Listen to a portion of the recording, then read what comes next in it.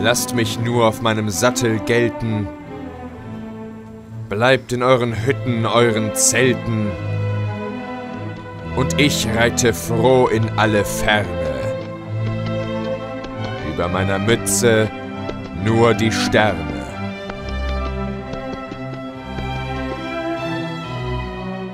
Это небольшое стихотворение вышло из-под пера одного из самых великих поэтов мира – немца Иоганна Гёте, и впервые увидела свет в его поэтическом сборнике «Западно-восточный диван» в 1819 году.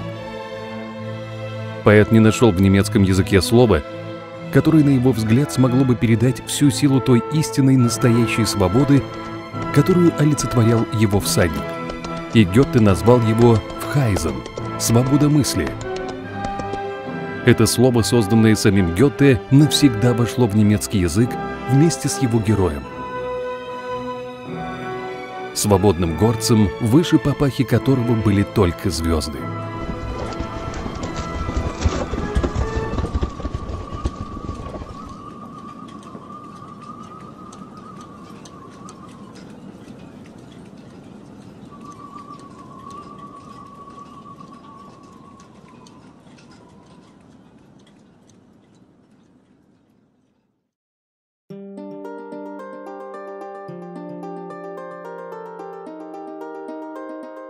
Ингушетия. Маленькая кавказская страна каменных башен, древних храмов и чарующих легенд. Время потерялось здесь среди седых ущелий и старинных улиц родовых замков.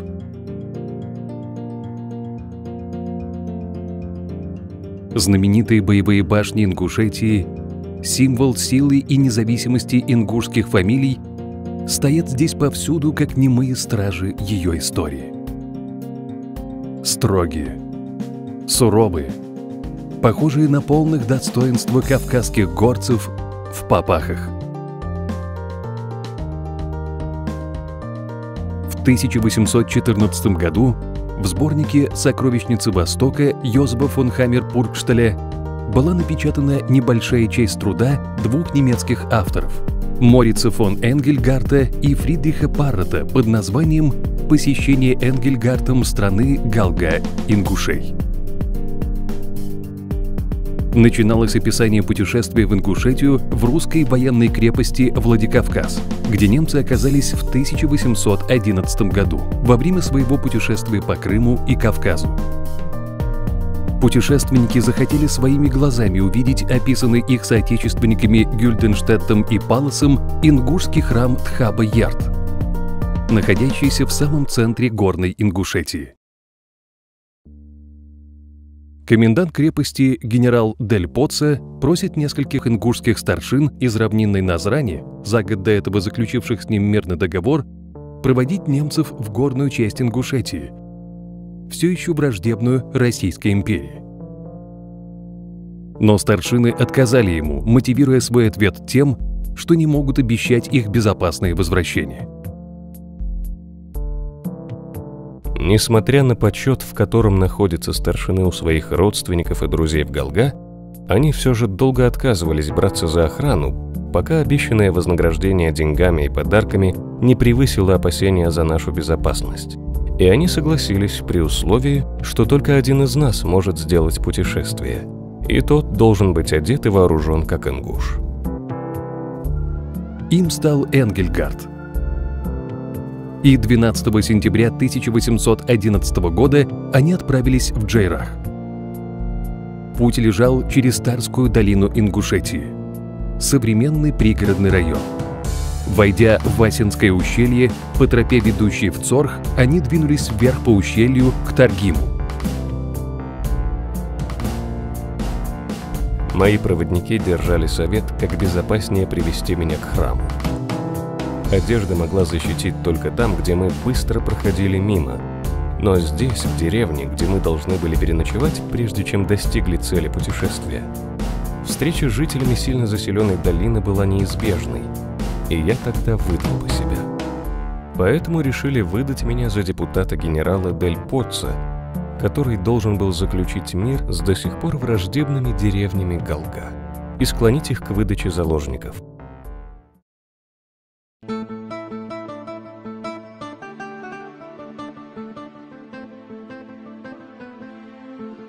«Ингушские деревни издали напоминают маленькие города», – писал Энгельгард. В одном из этих городов, Эгикале, он и его сопровождающие становятся гостями ингуша, имя которого, к сожалению, не названо. Но оказанный им радушный прием, угощение и быт его семьи путешественник подробно описал в своих воспоминаниях.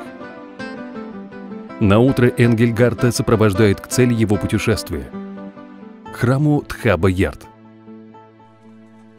Сразу после этого их маленькая группа держит обратный путь в крепость Владикавказ, во время которого путешественнику были навеяны эти строки.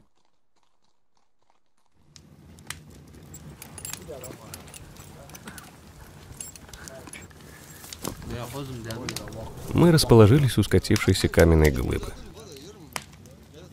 Овца, которую ингуши взяли с собой, была зарезана. Мясо поджарено узкими полосками на огне на деревянных, воткнутых в землю копьях. Свою скромную трапезу мы провели в восхитительной зале, созданной природой и украшенной высоким темным сводом с великолепно сверкающими звездами.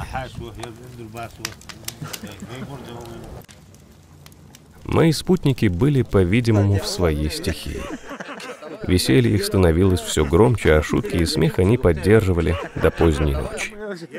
Вообще, жизнерадостность — выдающаяся характерная черта ингушей, которая удивила меня тем более, что после наших несчастных жертв я представлял себе известную картину кавказских разбойников. Люди, едва объединенные в народ кровными узами и общим языком, которые в совершенной свободе используют силу тренированной руки, чтобы добиться желаемого, и которые в такой свободе находят свое счастье. Где мы найдем такое на нашем континенте, кроме Кавказа? Я с радостью сменил мрачное представление о его жителях на более доброжелательное. Меня манило то необычное упорство, с которым они добились и сохранили свою свободу. После этого я понял мужчину, который предложение о принятии подданства отверг коротким ответом.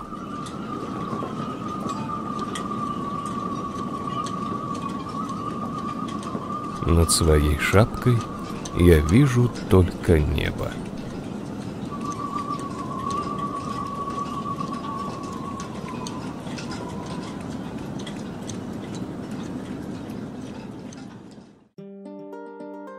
Первым немецким исследователем, выявившим связь между этой фразой и стихотворением «Вхайзен», был Кристиан Вурм.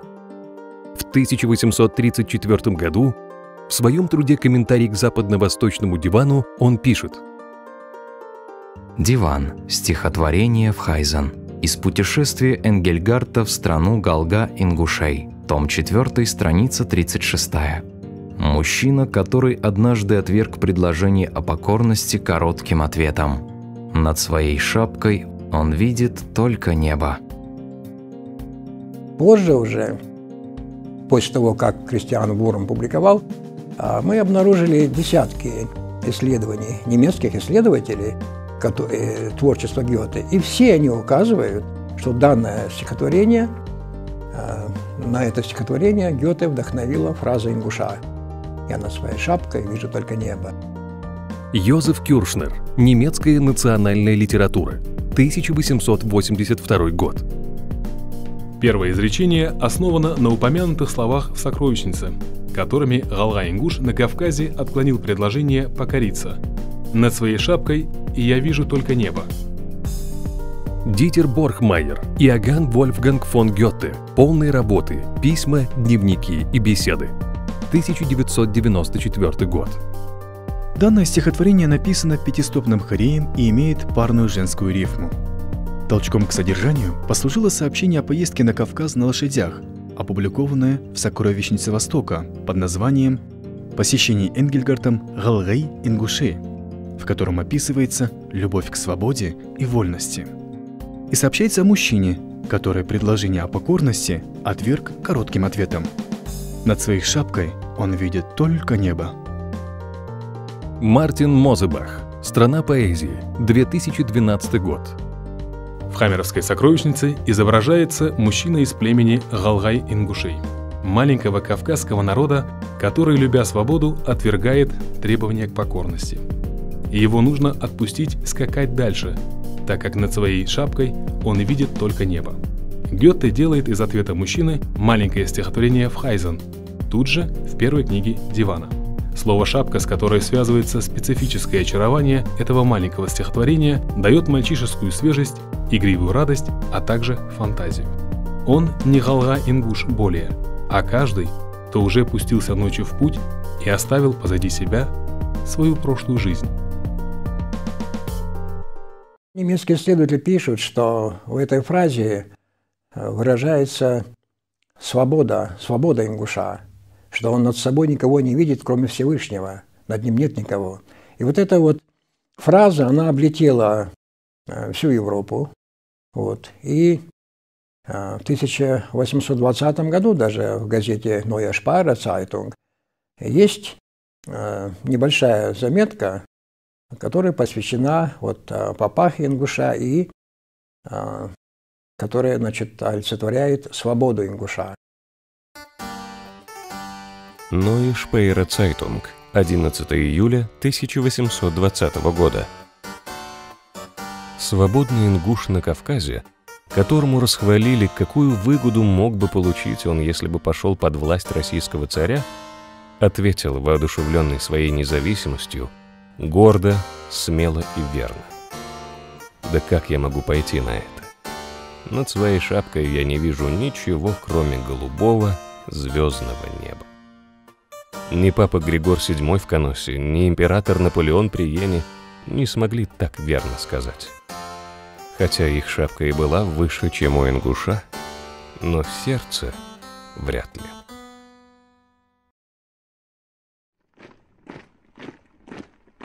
К тому времени Кавказская война, как называется в истории многолетнее противостояние народов Северного Кавказа и Российской империи, шла уже 3-й год. Официально она будет длиться еще 44 года, до 21 мая 1864 года. Когда после победы в убыхском селении Кбааде у Черного моря, на месте которого сегодня находится Красная Поляна в Сочи, был отслужен молебен по поводу победы войск Российской империи. Однако очаги противостояния еще много лет будут вспыхивать в разных уголках Северного Кавказа вплоть до начала XX века.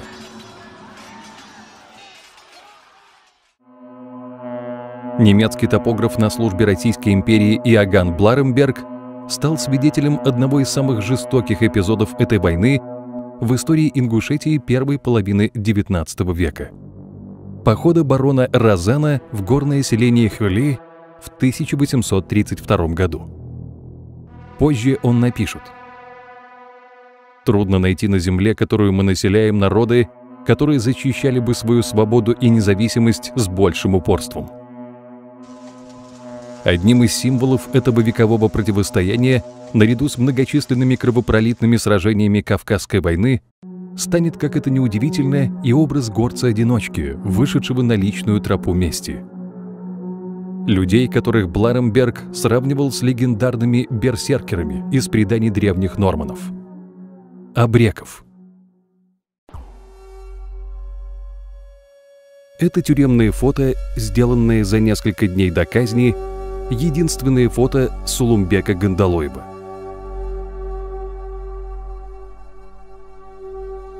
Сохранился в архивных справках и его словесный портрет.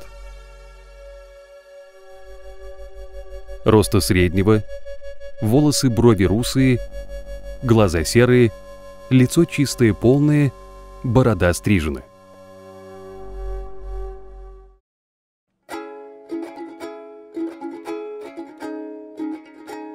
Село Сагапши.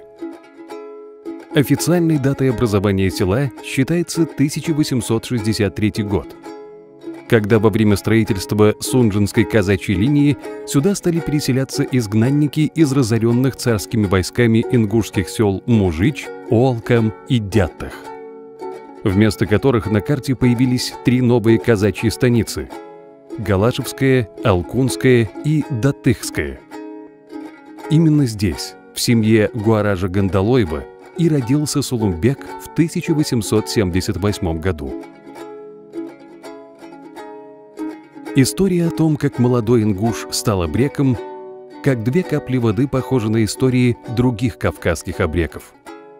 Из-за врожденного и неистребимого чувства собственного достоинства.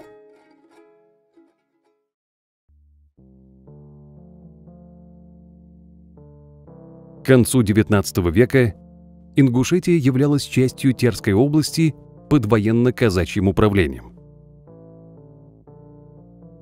Наместник Николая II на Кавказе Воронцов-Дашков дал такое определение этой системе управления. Система военно-народного управления, созданная на Кавказе в период борьбы русских войск с местными горцами, основана на сосредоточении административной власти в руках отдельных офицеров под высшим руководством главнокомандующего Кавказской армии. Однако, введенная в эпоху Кавказской войны, она продолжала существовать вплоть до революции 1917 года. Но уже выродившаяся в уродливую и немыслимую в цивилизованном обществе форму этнического преимущества в ее иерархии и получившая в итоге название «Военно-казачье управление». Председатель Комитета по делам национальностей Государственной Думы Российской империи Магомед Далгат на примере кабардинцев и ингушей так излагал ее глубоко негативную суть. Интересы 4/5 туземного населения принесены в жертву 1/5 части его. Малая Кабарда, имеющая общие интересы с Большой Кабардой, Горский суд и общественные суды в слободе Нальчик присоединены к казачьему управлению. Ингуши, которых от души ненавидели казаки, подчинены казачьему управлению. Все это обостряло взаимные отношения обоего населения, казаков и ингушей, до высокой степени. Достаточно показаться ингушу даже среди белого дня в станицу, что часто ему приходится по начальству, или на казачью территорию, его расстреливают казаки как дикого зверя, за что родня убитого не остается в долгу и всячески мстит казакам то убийствами, то грабежами, то кражами. Старшинами всех селений являлись казачьи чины, в чьих руках сосредотачивалась абсолютная власть – полицейская, судебная, административная. Осетинский писатель Кастахи Тагуров в своей статье «Неурядицы Северного Кавказа» так описывал эти субъекты полицейского надзора. Легко себе представить, каким авторитетом пользуются в туземных аулах старшины из казачьих урядников, в большинстве случаев постоянно пьяные и омерзительно непристойные в выражениях. Один из таких урядников выставил жителям села Сагапши условия. Каждая семья в селе должна была по очереди накрывать ему обеденный стол. Несогласным тут же обещались всяческие проблемы с администрацией. На беду урядника одним из первых домов в его списке оказался дом старшего брата Сулумбека – Эгло. Увидев накрытый женой брата стол и узнав, для кого приготовлена еда, юноша пришел в ярость и, сказав, что такие столы ингуши накрывают лишь благородному гостю, начал трапезу. Когда урядник объявился в доме, Сулумбек выставил перед ним свои объедки и предложил отобедать ими. И урядник совершает большую ошибку. Он поднимает на Сулумбека руку, в которой была нагайка.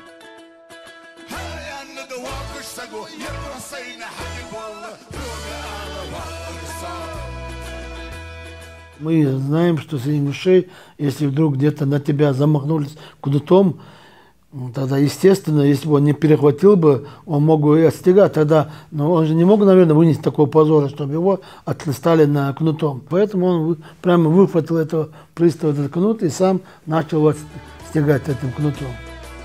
Затем Сулумбек выволок урядника на середину улицы и захлопнул за ним калитку. Урядник тут же стал посмешищем всего села. А у Сулумбека появился первый враг. на него потянулись бесконечные доносы и клевета казака-урядника в столицу Терской области Владикавказ.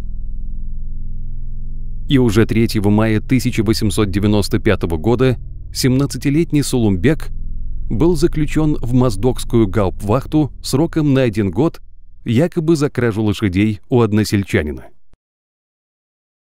Все люди, которые стали абреками, это люди были несправедливо наказанные царской властью, которых просто вынудили быть абреками, и они... Обречество – это очень трудное, вообще в физическом плане даже трудно быть абреком.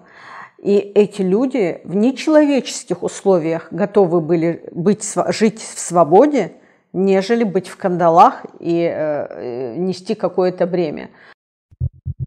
К началу 20 века обречество становится настоящим бичом военной администрации Терской области. В ее столице Владикавказе несколько лет подряд собирались бесконечные государственные комиссии и заседания на предмет защиты и неприкосновенности ее состоятельного и привилегированного сословия военных и казаков. При этом первое же заседание сошлось на обсуждении вопроса только лишь в отношении ингушей. Георгий Мартиросян. История Ингушии. 2 февраля 1904 года состоялось экстренное частное заседание Владикавказской городской думы с участием исполняющего должность начальника области генерала Ржевузского по вопросу, как писали газеты, об обеспечении жизни и имущества граждан от грабежей и покушений. Один из гласных думы заявил: «Мы теперь жнем то, что посеяли. Положение их таково, что им ничего другого не остается делать».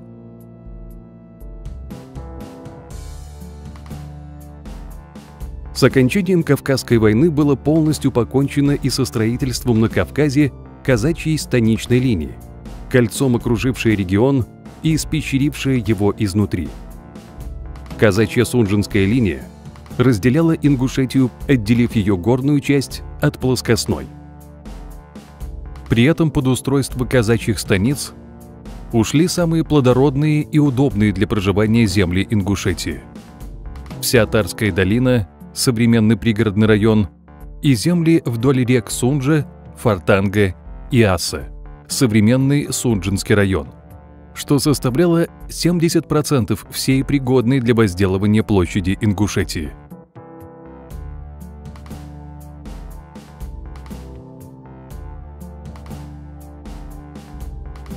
Магомед Далгат. Труды комиссии 1905 года. Со времени покорения Кавказа казаки смотрели на туземцев как на своих врагов. Отношение туземца к казаку было аграрное, так как теперешние станицы, ближайшие к Владикавказу, поселены на ингушских землях, откуда они были выселены на новые места. Казаки же, поддерживаемые в своих домогательствах областной администрацией, недовольствуясь этим, неоднократно подавали прошение об удалении ингушей из вновь отведенных им земель. Об этих ходатайствах знали и ингуши, что немало возмущало их и настраивало враждебно казачьему населению. Казак, обеспеченный огромным наделом земли, доходившим в среднем до 121 десятины на двор, живет, по-видимому, привольно, а рядом туземец, который слышал от своих стариков, что вся эта земля когда-то принадлежала им, терпит во всем недостаток.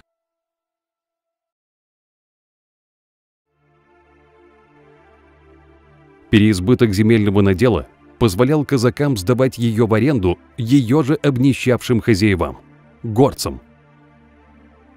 Из петиции ингушей в Первую Государственную Думу в 1906 году. В настоящее время 2/3 наших земель, насильственно отобранных, перешли в руки казаков, и мы, ингуши, доведены до такого состояния, что для того, чтобы жить, мы должны арендовать землю у тех же казаков. В среднем ингушское племя платит ежегодно казакам слишком 30 тысяч рублей арендной платы. Это не что иное, как налог в пользу казаков. Налог тем более возмутительный, что мы, ингуши, платим его за пользование землей, принадлежавшей нам тысячелетия. При всем этом, начиная с 1866 года, ингуши, численность которых колебалась в тот период от 40 до 45 тысяч человек обоих полов, вносили совершенно невероятные даже по современным меркам официальные налоги в государственную казну. В цифру, которую невозможно было бы поверить, если бы не тщательный налоговый учет самой Российской империи. Георгий Цаголов. Платежи и повинности горцев Терской области, 1898 год. С этого момента ингуши начали уплачивать больше своих соседей осетин и чеченцев. Местные официальные исследования выяснили, что еще в 1889 году платежи 40 тысяч ингушей равнялись платежам 80 тысяч осетин. 200 тысяч чеченцев Грозненского округа уплачивают к концу года казенных, мирских, земских платежей и штрафов столько же, сколько 45 тысяч ингушей. За 5 лет земские и мирские платежи достигли в Грозненском округе 160 тысяч рублей, у ингушей же 320 тысяч рублей и больше. И эти деньги уже не возвращались в Ингушетию ни в каком виде. Здесь не строилась общественная инфраструктура. Не было дорог, не было государственных лечебниц. А на всю Ингушетию существовала одна единственная Назрановская школа, построенная в 1868 году на средства самих ингушей в Назрановской крепости. В нее совершенно невозможно было попасть ребенку из среднестатистической ингушской семьи. Обучение было платным, и школа вмещала только 70 человек. Но на уплату жалований ее персоналу, выписанного администрацией округа из Владикавказа, весь народ уплачивал ежегодно в казну 7 тысяч рублей налога отдельной статьей. В перерасчете царского рубля на современный – около 9,5 миллионов рублей. Официальные исследования также выяснили, что налоги, собираемые со всей Терской области, на 98% состояли из платежей горцев, хотя еще только на начало 1917 года горцы составляли всего лишь 49% ее населения. Принцип дальнейшего перераспределения средств довольно выпукло описан в прошении ингушей 1903 года о выделении ингушей в отдельный от казаков округ. Нашим сельскохозяйственным бытом никто не заинтересован, в чем убедила нас холерная эпидемия 1901-1902 годов, когда у нас не оказалось ни участковых врачей, ни приемных покоев для заболевших страшной холерой, и в чем может убедить первый же возможный случай голода или недорода хлебов. Совершенно в другом положении стоят станицы казачьего населения, которые имеют просветительские средства в виде станичных школ, общественных запасных магазинов и нужного медицинского персонала с приемными покоями.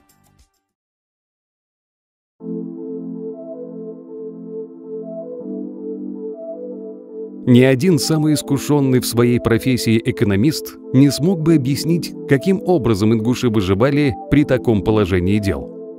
Удивляло это и их современников. Вот лишь некоторые цитаты, взятые из разных номеров журнала «Кавказского вестника» 1901 года.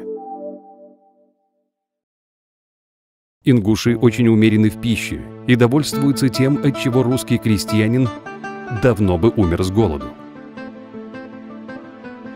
При всей стесненности ингуш обстоятельствами нужно еще удивляться той энергии и стремлению к лучшему, какие проявляют они на своем житейском поприще. Живучесть и упорство ингушского племени поразительны. Сколько не высылают их из края как административным порядком, так и по определениям судов, и какие не принимаются против них полицейские меры.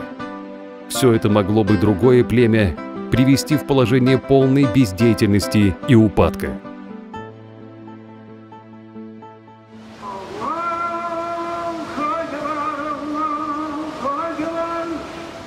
Тем временем комиссия, наконец, официально обнародовала итоги ее расследования причин разбоев в области.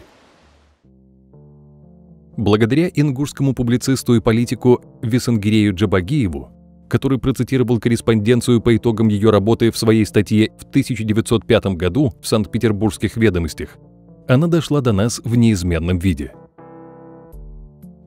Все собравшиеся гласные, 23 человека, единодушно высказались, что все усиливающиеся грабежи – результат своеобразного управления краем.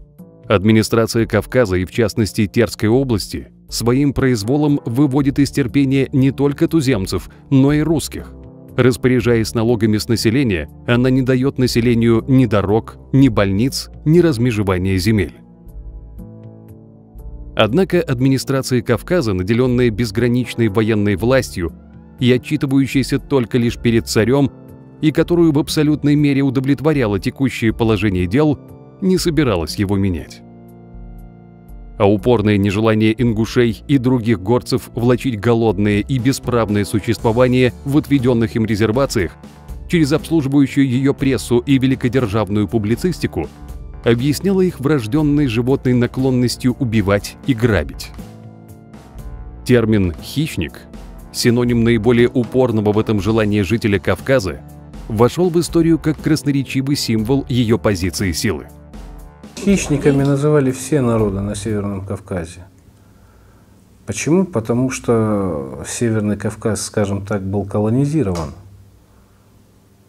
Исходя из этого, все, кто боролись против царской власти, были хищниками, разбойниками. И эпитеты можно придумать какие угодно. Николай Яковлев, ингуши. Жизнь ингуша сделалась очень тяжелой. Но ингуши не мирятся со своим положением, не хотят вымирать и начинают упорную борьбу с насильниками. Конечно, они не могут действовать открыто, но из добрых и кротких людей в короткое время становятся первыми абреками на Кавказе. Грабежи и убийства в станицах и даже среди бела дня во Владикавказе. Ограбление поездов, организация целых отрядов, вооруженной рукой отстаивавших права ингушей на жизнь и место под солнцем. Все это слишком осязательным и неприятным образом доказывало русским властям и более привилегированным соседям, что ингуши отнюдь не думают безропотно вымирать.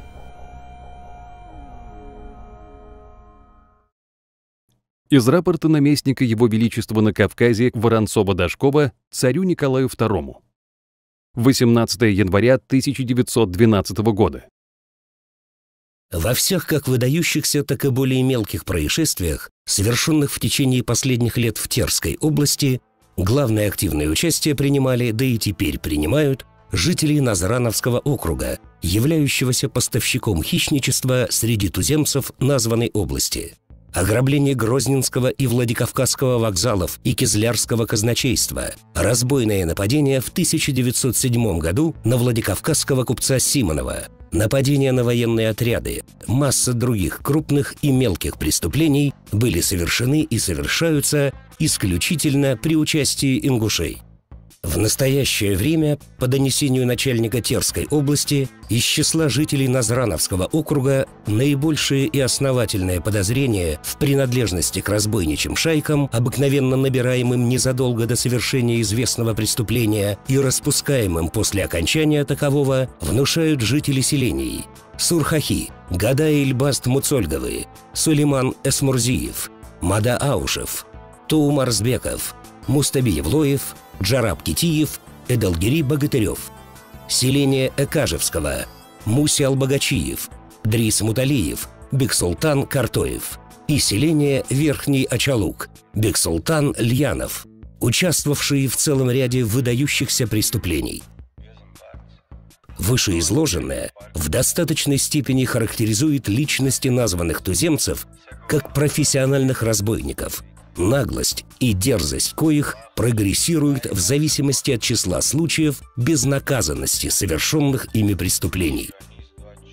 Как показала практика многих лет, виновные в преступлениях, благодаря распространенному среди туземцев вообще и ингушей в особенности обычаю укрывательства, остаются в громадном большинстве случаев необнаруженными. Каковое обстоятельство растлевающим образом отражается не только на самих ингушах, но и на всем туземном населении области.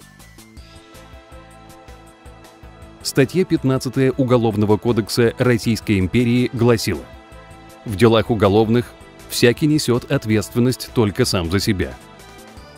А специальная 156-я статья Конституции предоставляла начальнику Терской области право требовать у аульных обществ находить и выдавать им подозреваемых в преступлениях. И при невыполнении этого требования взимать с них денежные штрафы. Этот закон, ставивший горцев вне правового поля всей страны, был предметом бурного осуждения просвещенной и цивилизованной части России. Как писали современники, он приводил к колоссальному злоупотреблению и откровенным подлогам и провокациям со стороны военно-казачьей администрации в отношении горцев. В нашей дальнейшей истории этот пункт будет иметь ключевое значение. Тем временем Воронцов-Дашков продолжал жаловаться Николаю II на ингушей. Мало того, известный разбойник Зелимхан, от которого отказались его соплеменники-чеченцы, нашел себе приют среди ингушей и целыми годами живет в ингушских селениях, где его укрывает весь ингушский народ, употребляя все усилия к тому, чтобы оказать ему всякое содействие в его преступных предприятиях, и даже помогает в нападениях на войска. Так было в перестрелке с войсками при хуторе Цорх. Так было и в Асинском ущелье, где дробовыми и картечными зарядами, которыми были ранены офицеры и нижние чины, подтверждается, что участвовали там не одни абреки, но и жители ближайших хуторов и селений. В разное время в Ингушетии находили укрытие известные абреки из Карачая, Кабарды, Дагестана. Около 12 лет укрывался в Ингушетии и абрек из Чечни Зелимхан Гужмузукаев со своей семьей и семьей брата. Начиная с 1905 года и вплоть до Первой мировой войны, Ингушетия превращается в маленькую горячую точку, в которой сосредотачивается борьба военной администрации с абречеством, на деле представлявшие из себя самые обычные погромы и узаконенное мародерство над ее населением. Штрафы, массовые административные аресты, военные экзекуции, карательные отряды Вербицкого, Веселовского, Донагуева, специально созданные для борьбы с абреками, свирепствовали в Ингушетии с разным успехом.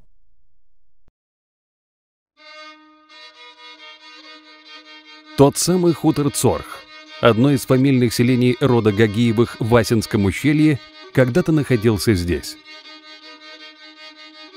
14 апреля 1909 года часть боевого отряда старшины Вербицкого, более известного ингушам в те годы неискушенным в произношении русского языка как Вербиска, была расстреляна вся семья Габиса Гатагажева Гагиева, включая его малолетних внуков.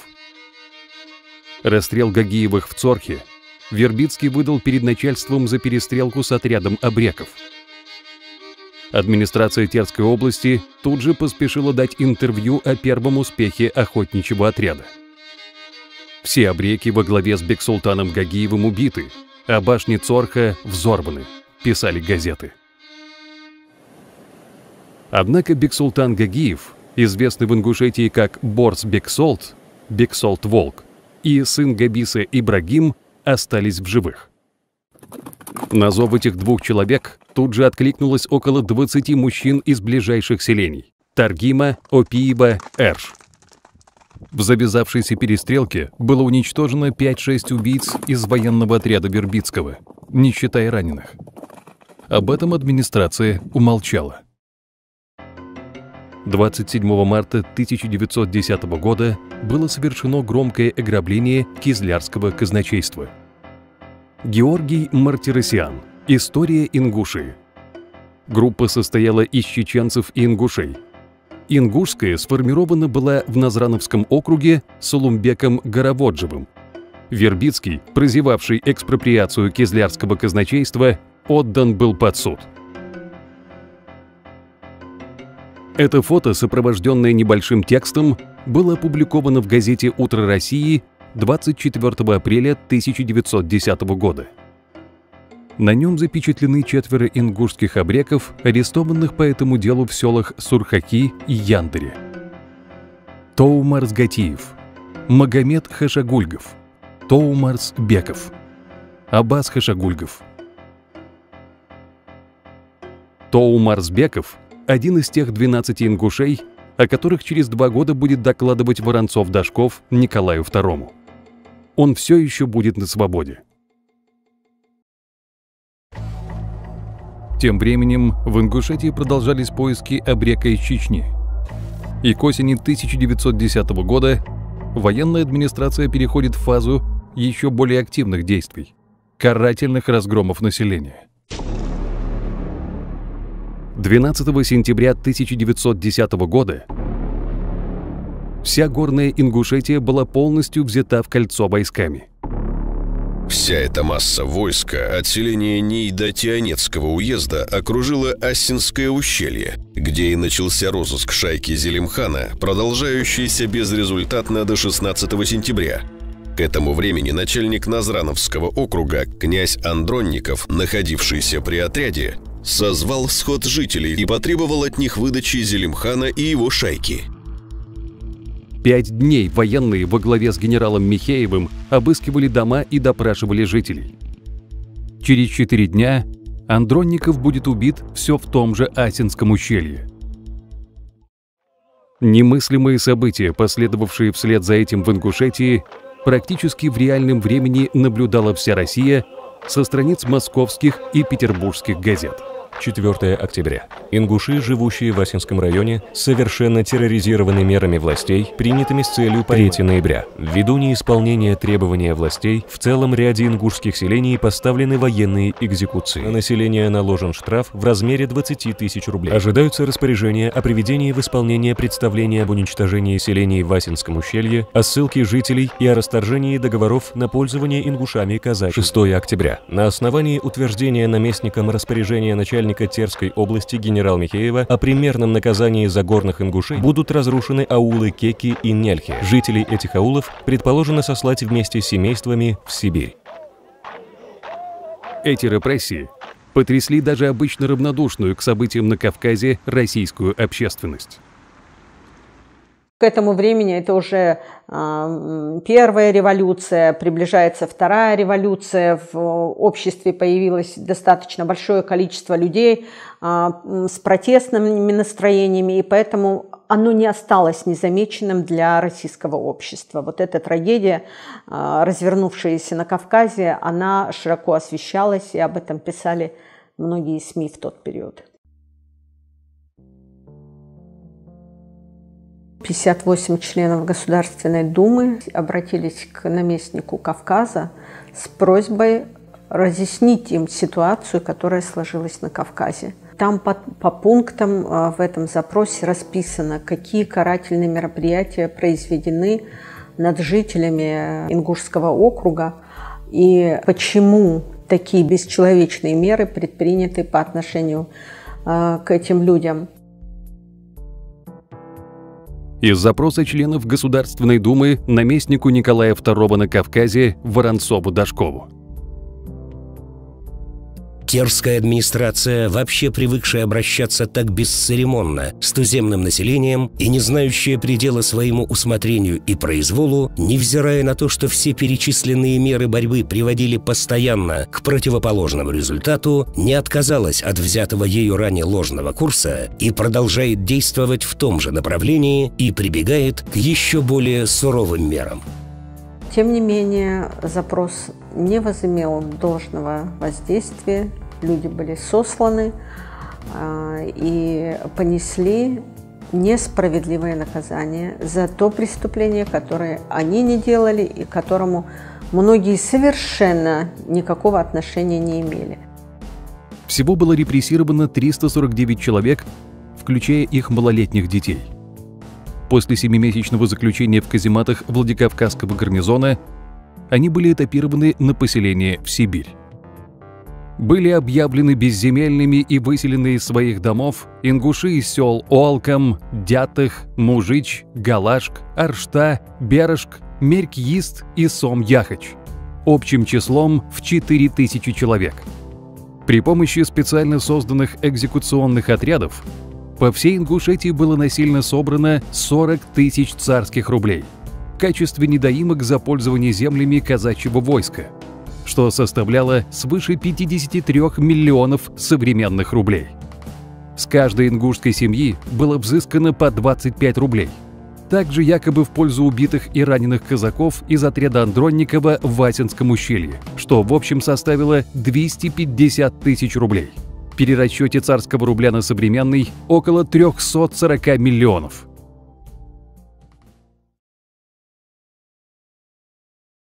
Видел это все и Сулумбек, семья и односельчане которого уже много лет находились под прицелом военной администрации.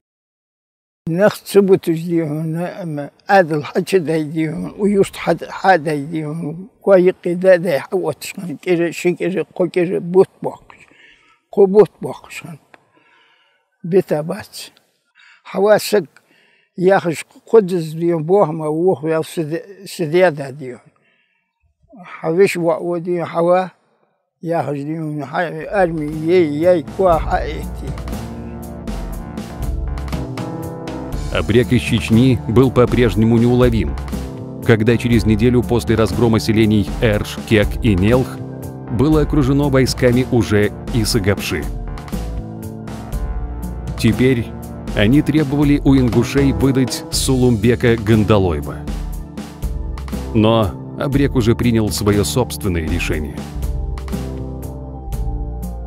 Он знал, что его народ не выдаст его во что бы то ни стало. Только он, Сулумбек, не мог принять у него эту жертву. Несмотря на протест брата отца и односельчан, 21 октября 1910 года он отправляется в Назрановскую крепость. Пошел все-таки ради села, ради людей, чтобы детей знал, на что идет. Единственная его просьба была, чтобы ему смертную казнь заменили расстрелом, а не виселицей.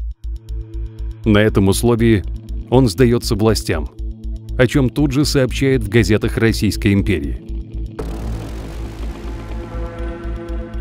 Русское слово. 22 октября 1910 года. Арест Обрека Сулумбека Горваджиева. Вчера в селении Назрань арестован один из виднейших обреков Сулумбек Горваджиев, ингуш из селения Сагопш. Сулумбек 10 лет назад вступил на путь обречества. Исключительная смелость и беспощадность быстро выдвинули его из числа других обреков. Имя его во многих местах области наводило большую панику, нежели имя Зелимхана. Еще в последние дни им было произведено ряд нападений в районе Нальчикского и Владикавказского округов, во время которых шайка вступала в перестрелку с воинскими и казачьими командами.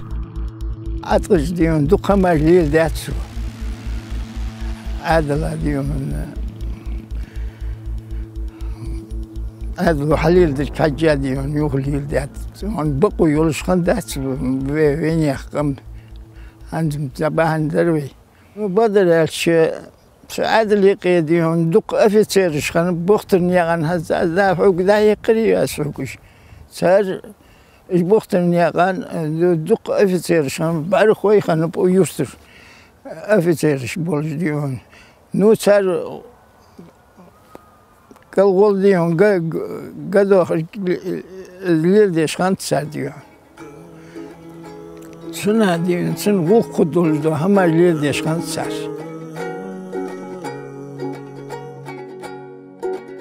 Из протокола допроса дела Временного военного суда города Владикавказ номер 408, 24 февраля 1911 года. Зовут меня Сулумбек Гороводжиев Гандалоев, 33 года, магометанин. неграмотный. Родился и приписан к жителям селения Сагопш Назрановского района. Содержусь во Владикавказской тюрьме по разным преступлениям. Женат. Имею одного ребенка. Имущества недвижимого не имею. За 2 года до смерти Сулумбек женился на девушке из Инарке, Цароевой Залимат. У них родилась дочь, которую назвали Залабан.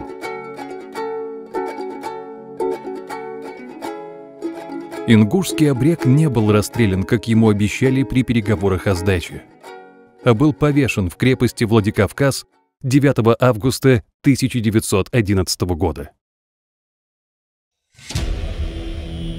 Газета «Биржевые ведомости», Санкт-Петербург. 19 августа 1911 года.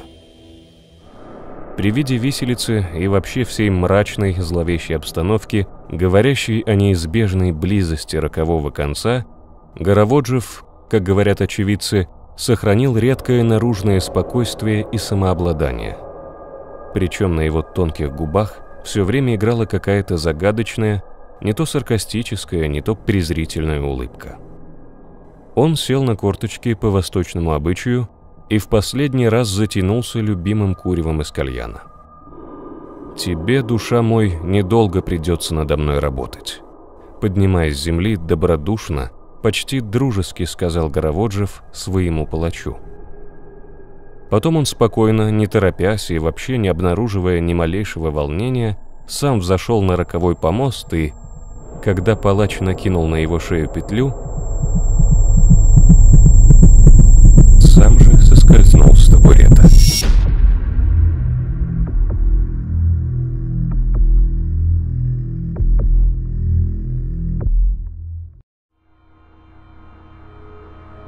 Его похоронили в безымянной могиле на одном из тюремных кладбищ города. А следующей ночью служащий горской милиции во Владикавказе Аламбик Харсиев привез на это место близких абрека. Раскопав могилы 3 человек, похороненных в тот день, они опознали его, лежавшего с обрывком веревки на шее.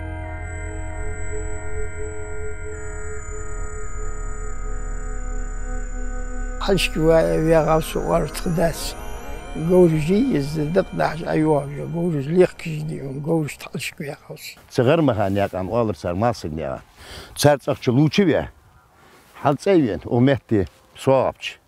Vorda schutzes halzevien. Eda vorda setze in setze nach hotla. Quad achevaka. Dak hadila. Ukun deawosh khanut so andin. Dan ver khanu. Se deawosh amal dia chamul so kan terviano Hussein khan shkhalun. Hi adat وخرا so kan terviano watsan. Shishi veshi wa atahja. Hazda wala adri ukhra. Mu ya khajat bahaus. Aqz wakhir fit ya sibiri isti. Царь Белхар.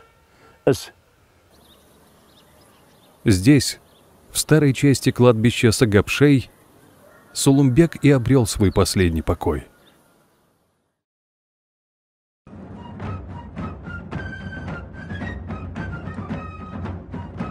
Ровно через 3 года, в августе 1914-го, Россия вступает в войну с Германией.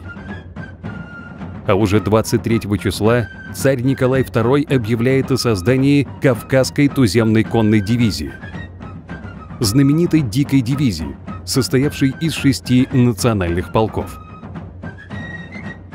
Командиром дивизии назначается младший брат царя Михаил, родившийся в 1 год с Сулумбеком Гандалоевым.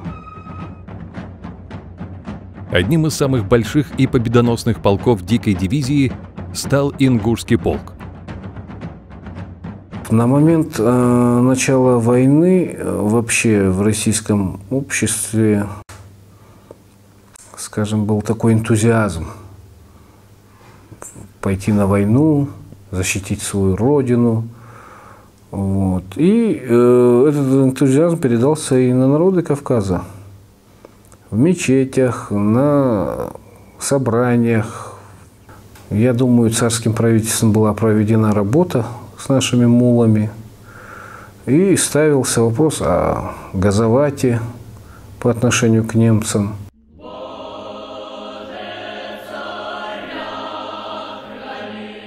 была объявлена амнистия всем скрывающимся от закона.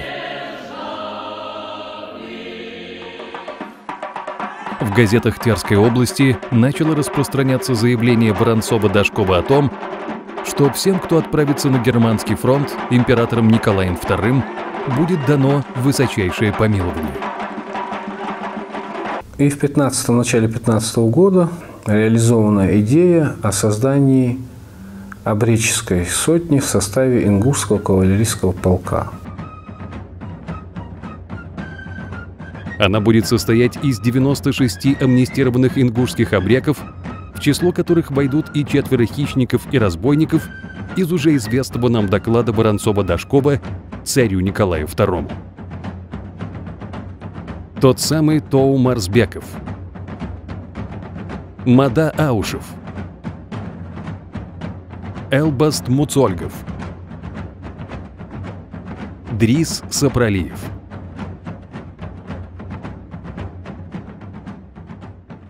Тогда стоял вопрос война с противником.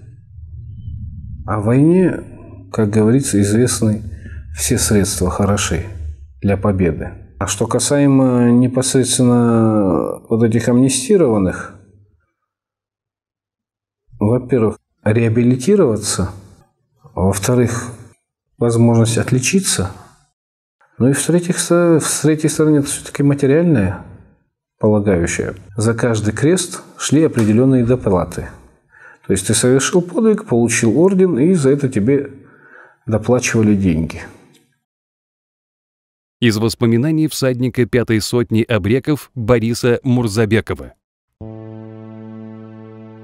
Первое боевое крещение наша сотня приняла во время наступления в районе Львова. Позже мы оказались в Румынии. С боями дошли до Карпат. На Карпатах абреки узнали, что обещание Николая II об амнистии было ложью. Наше командование послало царю прошение, чтобы всем солдатам 5-й сотни абреков простили ранее совершенные проступки. Ответ, однако, пришел отрицательный. В нем говорилось, что каждый из нас по окончании войны будет отбывать заслуженное наказание. Но у Аллаха был свой собственный сценарий будущего и для Николая, и для ингушских абреков. В Факшанах до нас дошел слух о том, что в России свергли царя Николая II.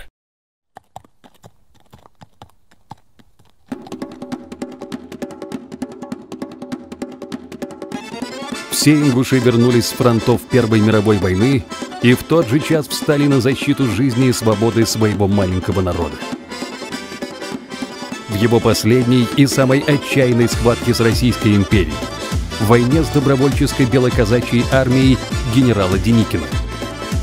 Они разгромят ее на Центральном Кавказе, о чем Деникин с досадой и ненавистью будет вспоминать через много лет в своих мемуарах. Отвоюют обратно свои села в пригородном районе, в которых успело вырасти 3 поколения чужаков, и вновь назовут их своими именами. Ангушт, Ахкиюрт, Ковзан-Юрт, Шолхи. Впереди у ингушей будет еще много испытаний, но они, как всегда, не сломают их, а сделают их только сильнее.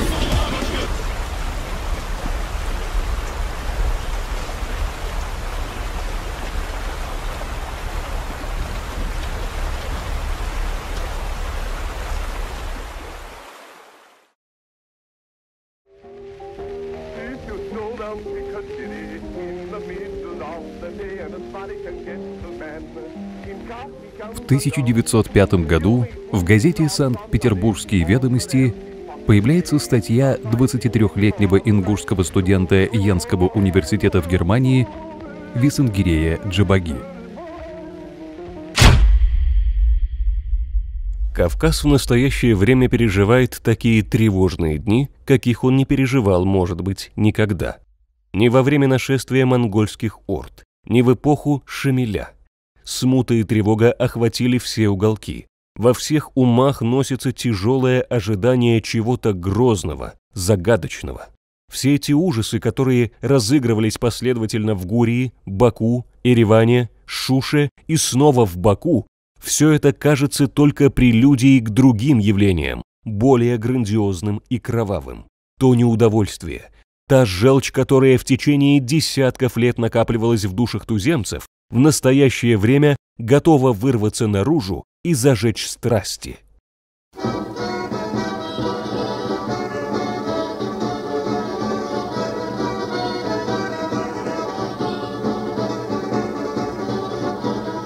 Зажигательные звуки этой ингушской танцевальной мелодии, давно ставшей одним из символов кавказской лезгинки, узнает каждый кавказец с первых нот. Она называется «Назрановская», так как история ее начинается здесь, в Назране, так же, как и наше дальнейшее повествование. Сегодня мало кто из назрановцев знает, что эта тихая окраина Нясаркорта в конце XIX века называлась Ижи-Юрт. Этими землями владел Ижи Джабагиев, участник русско-турецкой войны, георгиевский кавалер, в 1884 году вышедший в отставку в чине штабс-капитана Российской императорской армии. У Ижи было 6 детей. Рожденные в первом браке сын Албаст и 3 дочерей Пахи, Ноупи и Чожи. Младшие сыновья Магомед и Висангирей родились во втором браке. Магомед в 1872 году и Висангирей 3 мая 1882. В следующем году умирает от чехотки мать мальчиков, а еще через 2 года отец. Их практически усыновляет старший брат Албаст, который в то время уже был женат и имел свою семью. Интервью с правнуком Албаста мы записывали в том же самом месте, где когда-то жили герои нашего фильма. Всегда у нас дома рассказывали, что когда Ижи умирал, Албаст попросил, чтобы младшие братья его по военной службе они не шли, а по гуманитарной. Может, от того, когда он воевал, жестокость он видел войны, жестокость колонизаторов против местного населения, может, поэтому он не хотел, чтобы они по военной части шли. И оба брата получают великолепное светское образование. В 1900 году Висангирей оканчивает реальное училище в столице Терской области Владикавказе и поступает в Рижский политехнический университет. А в 1905 году продолжает учебу уже в Германии, на аграрном факультете Йенского университета. К этому времени он уже состоял на службе в Главном управлении землеустройства и земледелия Российской империи. В 1908 году 26-летний Висангирей Джабагиев возвращается в Санкт-Петербург и становится активным участником политической жизни столицы и одним из самых деятельных представителей кавказской и мусульманской общины города. Он возглавляет общество распространения просвещения среди мусульман Петербурга, ходатайствует об открытии библиотек, организовывает образовательные курсы. В 1910 году он женится на Елене, Лоле из княжеского татарского рода Байрашевских. Они знакомятся на вечере в честь свадьбы внука Шамиля, Саида. Карьера Висангирея неуклонно идет в гору. В течение нескольких следующих лет он становится одним из самых востребованных специалистов в области сельского хозяйства в Российской империи. Он печатается в ведущих тематических изданиях страны. Кроме того, изучая передовую европейскую мысль в отрасли, он пытается внедрять ее в условиях России. Будь то суперновая технология создания картофельных чипсов и сушки дрожжей, или опыт развития сельских окраин. А статьи Висангирея Джабагиева, посвященные истории и теории ислама, международной торговле, геополитике, печатаются в Германии, Бельгии, Австрии на немецком и французском языках, которыми он владел в совершенстве. Но из его публикаций очевидно, что он никогда не переставал держать руку на пульсе событий, происходивших на его родине, в Ингушетии и Кавказе. Целый блок его статей был посвящен теме Кавказской войны и проблемам сосуществования кавказских народов с Россией. Он еще, будучи студентом реального училища, еще тогда показал свой характер. Когда их заставили принимать участие в празднествах, посвященных окончанию Кавказской войны, Васангирей Жабагиев был одним из тех, кто отказался участвовать вот в этих торжествах. Со страниц столичных газет молодой политик отчаянно клеймил национальную политику Российской империи в южных колониях с ее варварской системой военно-казачьего управления, которую он называл средневековым судом. Некогда кавказская администрация комплектовалась нетерпимыми в коренной России элементами. Эти элементы за столетия успели выработать свою собственную этику, которая организованной системой подкупов, взяточничества, доносов и протекционизма окончательно разъела страну в нравственном отношении. Со временем этика эта, понятно, пустила глубокие корни. Натуры же, не подчинявшиеся закону приспособления к среде, немилосердно выбрасывались вон. Все зло, все аномалии и недочеты кавказской жизни в конечном результате должны быть сведены к одной причине – к административно-правовому неустройству управления краем. В начало XX века Российская империя вошла в состояние абсолютного системного кризиса. Бездарная внутренняя политика привела к недовольству всех слоев общества. В преддверии скорого краха государство, уже не способное к каким-либо реформам, пытается спасти положение усилением полицейского надзора и репрессий. Особенно жестко развернулась репрессивная машина на Северном Кавказе и без того изживавшего последствия Кавказской войны. Свои особенности имели репрессии и в Ингушетии. Вот представьте себе, это маленький ингушский народ, его территория была разделена на 3 части казачьими клинями казачьих станиц. Вот представляете, одна это вдоль по Владикавказу, вторая это вот здесь Нестеровская и так далее, и третья уже по тем землям, которые уже на сегодняшний день, они давно в Чечне, там тоже была ветка казачьих станиц шла. Одновременно с основанием станиц, ради чего Российская империя огнем и мечом отняла 70% всей территории ингушей, в 1860 году была образована Терская область со столицей в городе Владикавказ, в границу которого также вошли земли нескольких ингушских селений – Заурков, Тимарков и других. К моменту окончания Кавказской войны, вспышки которой не переставали полыхать на Кавказе вплоть до начала XX века, численность ингушей, по данным переписей в Российской империи, колебалась от 40 до 45 тысяч человек. Эпоха прямых столкновений и прямого отъема земель, оканчивавшаяся для ингушей горой трупов и взорванными башнями, была завершена. Наступила эра грабительской налоговой политики и разгула военно-казачьей администрации. Это приводит к расцвету обречества, под видом борьбы с которым уносились последние крохи разрушенных ингушских хозяйств. Наказной атаман казачий специальную политику вводил. Какую? Именно к ингушам как относились? Старались под видом обысков, якобы скот украли. Где-то хорошую лошадь забирали. Да, забирали в пользу типа компенсации за то, что след якобы привел. Это к чему вело? И к конфликтам, и вооруженной крови, и потом на каторгу людей отсылали. Вот эти ситуации там были очень жесткие, потому что население-то у них было большое, власть была на их стороне, и они ингушей давили. К 1903 году ингуши повсеместно перестают платить налоги и штрафы. Массово вырубают объявленные казенными леса, начинают захват земельных участков. Учащаются убийства участников военных карательных отрядов. Жители села Далаково закрывают сельское правление и изгоняют его работников обратно во Владикавказ со словами «не надо сельского правления, не надо церкви». Такая же ситуация складывается и в центральной России.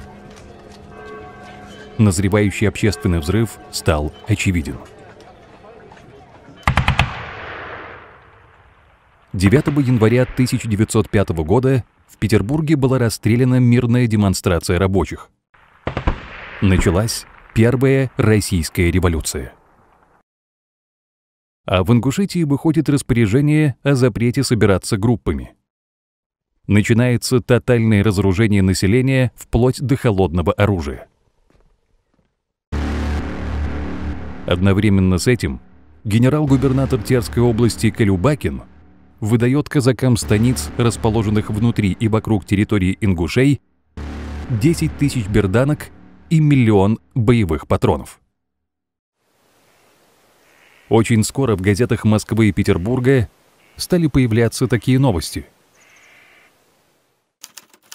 Владикавказ, 30 мая. По частным сведениям, войска, отправленные вчера для прекращения столкновения между карабулакскими казаками и ингушами, открыли огонь из пулеметов по аулу Яндере. Ингуши потеряли убитыми и ранеными до 30 человек. У казаков оказалось 6 человек убитых и несколько раненых. 8 апреля. Казаки Нестеровской станицы, отыскивая украденных быков, убили несколько ингушей. Начались осложнения. Теперь на помощь казакам посланы батальон и пулеметы. 29 мая. Сегодня отсюда выступил отряд с пулеметами против ингушей, отказавшихся уплатить штраф за убитого начальника округа.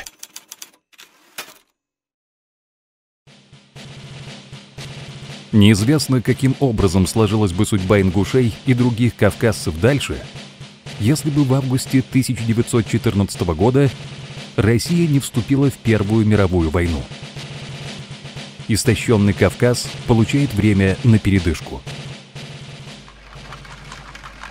Сразу после начала войны по всем селам и городам Кавказа отправляются царские глашатые с призывами забыть старые обиды и вместе спасти мать-империю от страшного врага. В ход пускается весь административный ресурс на местах. Идут активные совещания с духовенством и старшинами селений. Я думаю, царским правительством была проведена работа с нашими мулами, и ставился вопрос о газовате по отношению к немцам.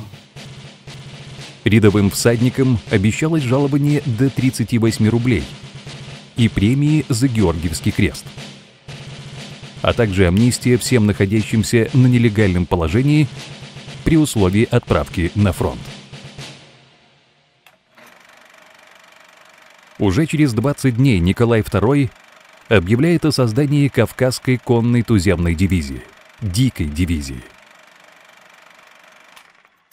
Она состояла из 6 полков 3-бригадного состава. Первая бригада состояла из Дагестанского и Кабардинского полка. Вторая бригада состояла из Татарского и Чеченского полка. И третья — Черкесский и Ингушский полк. Ингушский полк представлял из себя самый большой полк из всех полков. Все полки состояли из 4 сотен. Ингушский полк состоял из 5 сотен. Вначале был 400-сотенного состава, потом была добавлена 5-я сотня, так называемая Обреческая сотня.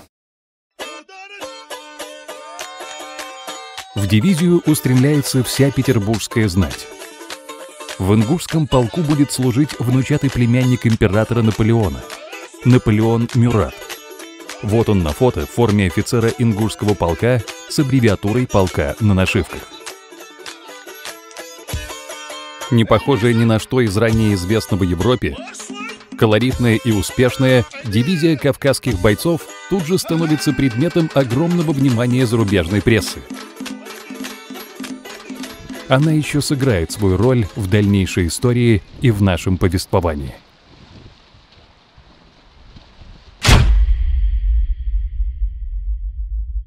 Первая мировая война окончательно разрушила экономику Российской империи. 27 февраля 1917 года в Петрограде начался полномасштабный вооруженный антиправительственный погром. В тот же день депутаты Государственной Думы избирают Временный комитет по управлению страной из 12 человек. 1 марта Николай II отрекается от престола. Власть в стране переходит ко Временному правительству. Уже 5 марта в столице Терской области Владикавказе формируется местный исполнительный комитет – Кавказский филиал Временного правительства. На следующий день в здании грузинской школы во Владикавказе ингуши избирают исполнительный комитет Ингушетии. Председателем выбирается генерал Тонт Укуров, а комиссаром – Магомед Джабагиев, коллежский советник, главный агроном Донской, Кубанской и Терской областей, старший брат Висангирея.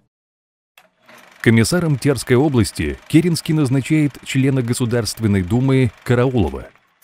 Яростный шовинист и кавказофоб, подписант многих репрессивных законов Думы против ингушей, Караулов тотчас после прибытия из Петрограда на Кавказ избирается атаманом Терского казачьего войска.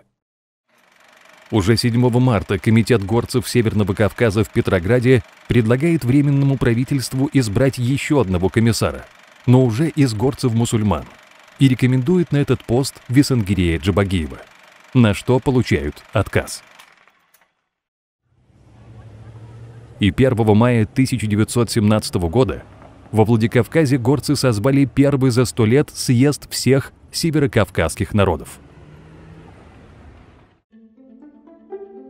Первый съезд горских народов установил политическое единство этих народов, федеративное устройство Северокавказской союзной республики и кантональное управление каждой национальной группы, а также двухпалатную парламентскую систему с президентом в качестве главы исполнительной власти, высший государственный суд, наблюдающий над точным соблюдением Конституции.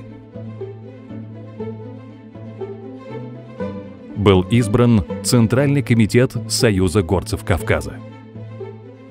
Кто организовывал горскую вот эту независимую республику? Да? Это были известные люди, которые что-то сделали и в российском государстве, и в своем народе. Это они организовали. Они видят, что порядка нету в России.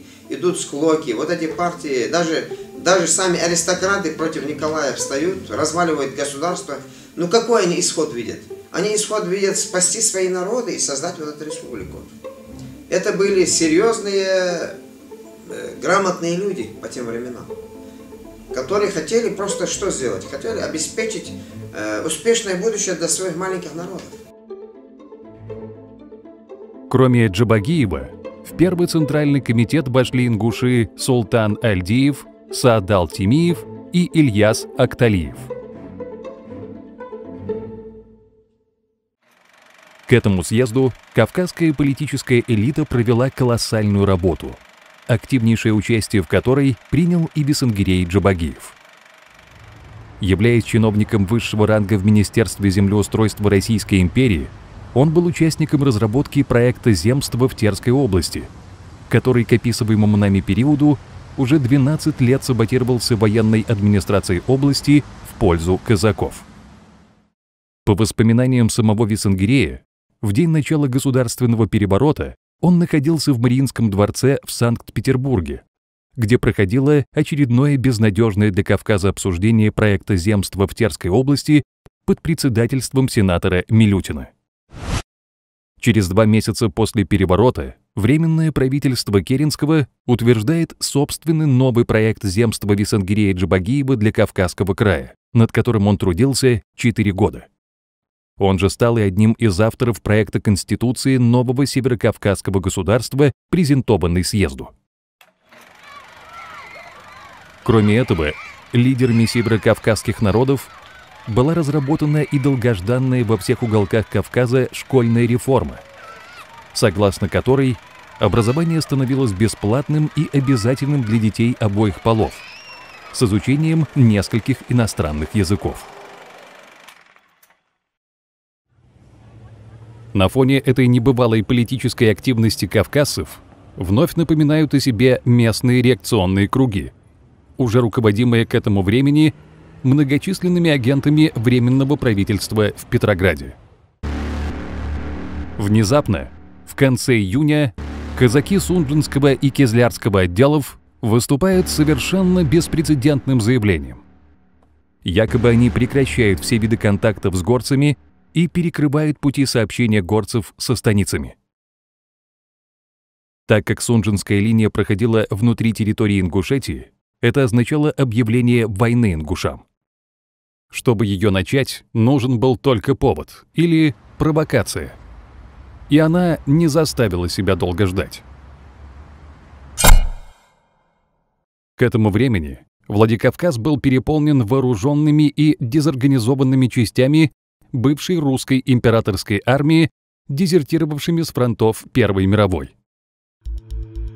6 июля 1917 года группа солдат-люмпенов, занимавшаяся грабежом и воровством у местного населения, устроила стычку с ингушами на рынке во Владикавказе.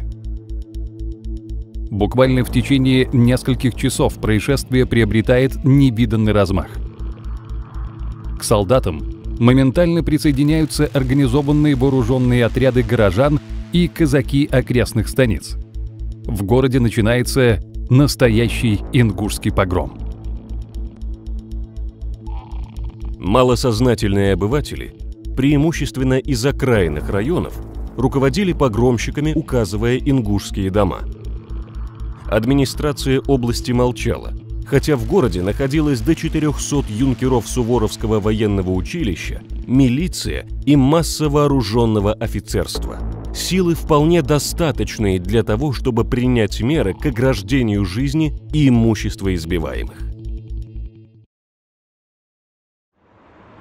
По словам султана Долтмурзиева, только после того, как город окружили вооруженные отряды со всей Ингушетии, исполнительный комитет Терской области выпустил на улицы патрули юнкеров для прекращения погрома. 6 сентября 1917 года казаки станиц Карабулакской, Слепцовской и Троицкой напали на работавших в поле ингушей в селе Плиево. Вечером того же дня ингуши окружили Карабулакскую станицу. Начался первый бой гражданской войны. Ни исполком Терской области, ни Союз горцев Кавказа, ни новое руководство Ингушетии не успело за реальным развитием событий в первые дни войны. Это сделали привычные к удивительной самоорганизации в критические моменты обычные ингуши, защищавшие свои дома и семьи, хорошо знавшие нравы соседей-станичников. Через 3 дня после нападения на Плиево ингуши близлежащих селений уничтожили станицу Фельдмаршальскую, основанную в 1860 году на месте ингушского села Алхасте. Она была взята за 1 день.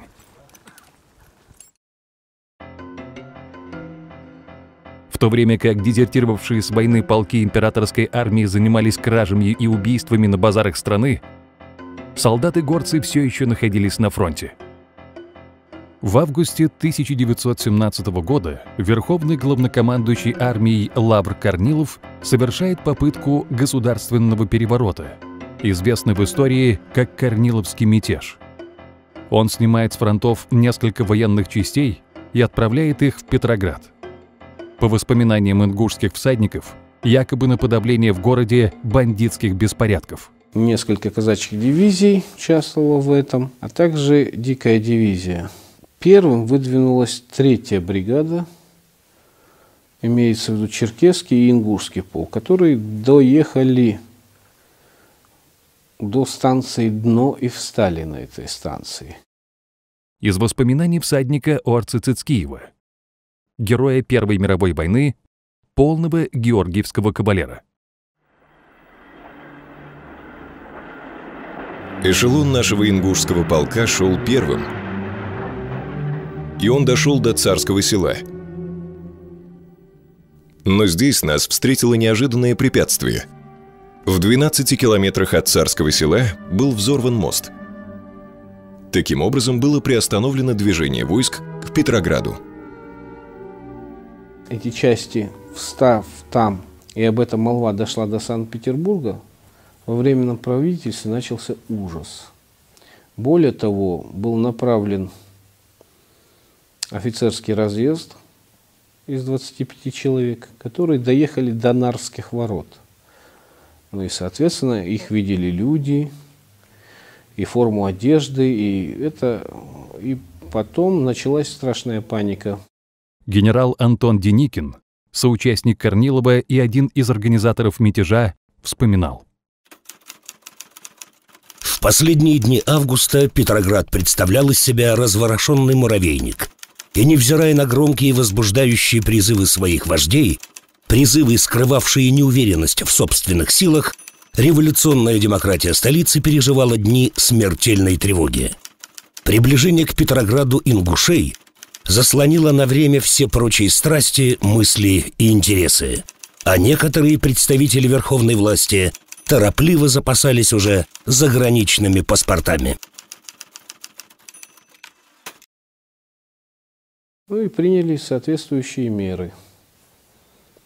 Все, кто проживали в Санкт-Петербурге, мусульмане, которые имели какое-то слово или могли воздействовать, они собирались и направлялись в эту бригаду для того, чтобы объяснить им, что не надо идти с войной на русских рабочих, а возвращайтесь домой к своим землям. 63 всадника из разных полков дивизии были приглашены в Петроград для встречи с Временным правительством. 31 августа их встретили на вокзале Петрограда с цветами и оркестром. Оттуда в Зимний дворец, на торжественный прием к Керенскому. Выступали революционеры. Они призывали покончить с войной, отправиться домой, крепить дружбу между народами и жить мирным трудом. Говорили, что отныне все равноправны, горцы получат обратно свои земли.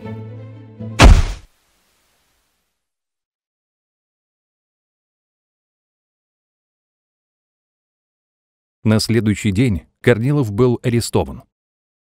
С ним был арестован и Антон Деникин, служивший в штабе генерала Брусилова. А через 2 недели во французской печати вышла статья под названием «Дикая дивизия».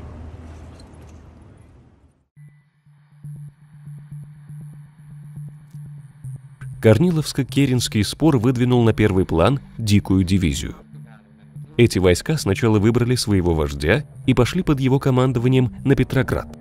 Затем, лучше информированные о событиях, они перешли на сторону войск, направленных против них. Не без интереса прослеживалась история дикой дивизии. С началом нынешней войны, когда российское правительство мобилизовало свои войска, оно сформировало из небольших мусульманских народов Кавказа кавалерийскую дивизию. Это были нерегулярные войска, которым применялись правила регулярной кавалерии, и которые были отправлены на войну на Юго-Западный фронт в Галиции. Дикая дивизия, как ее назвали, оказалась совершенной кавалерией беспрецедентной храбрости и порыва. Эти замечательные солдаты должны были покончить с траншейной войной.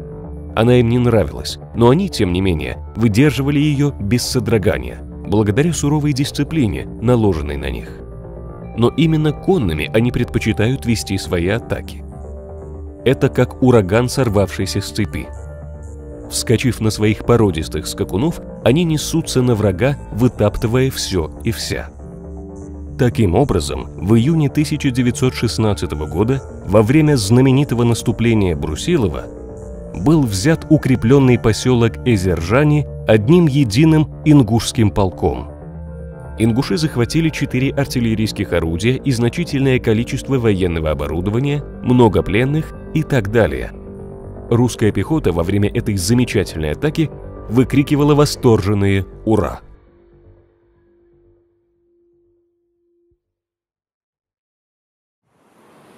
В конце сентября дивизия возвращается на Кавказ. Ингушский полк под командованием Асламбека Катиева и Керима Гойгова располагается во Владикавказе. Тем временем Союз горцев продолжал работу по устройству первого кавказского государства. Центральный комитет Союза горцев Кавказа переименовался в начале декабря 1917 года в правительство и продекларировал отделение Северного Кавказа от России. Столицей нового северокавказского государства объявляется город Владикавказ. Бисангирей Джабагиев получает в правительстве портфель главного управляющего по государственному контролю и министра финансов. К правительству Горской республики примкнули и лидеры терско-казачьего войска, образовав таким образом просуществовавшее всего несколько месяцев терско-дагестанское правительство, против которого тут же выступили казаки 8 станиц, расположенных внутри Ингушетии. Союз стоил жизни атаману Караулову. 17 декабря он был убит. Против провозглашения нового суверенного северокавказского государства выступили уже в начале января 1918 года с оружием в руках терские казаки и другие элементы русского населения. Нападению с их стороны подверглись семьи горцев, проживающие в столице новой республики во Владикавказе, и их аулы.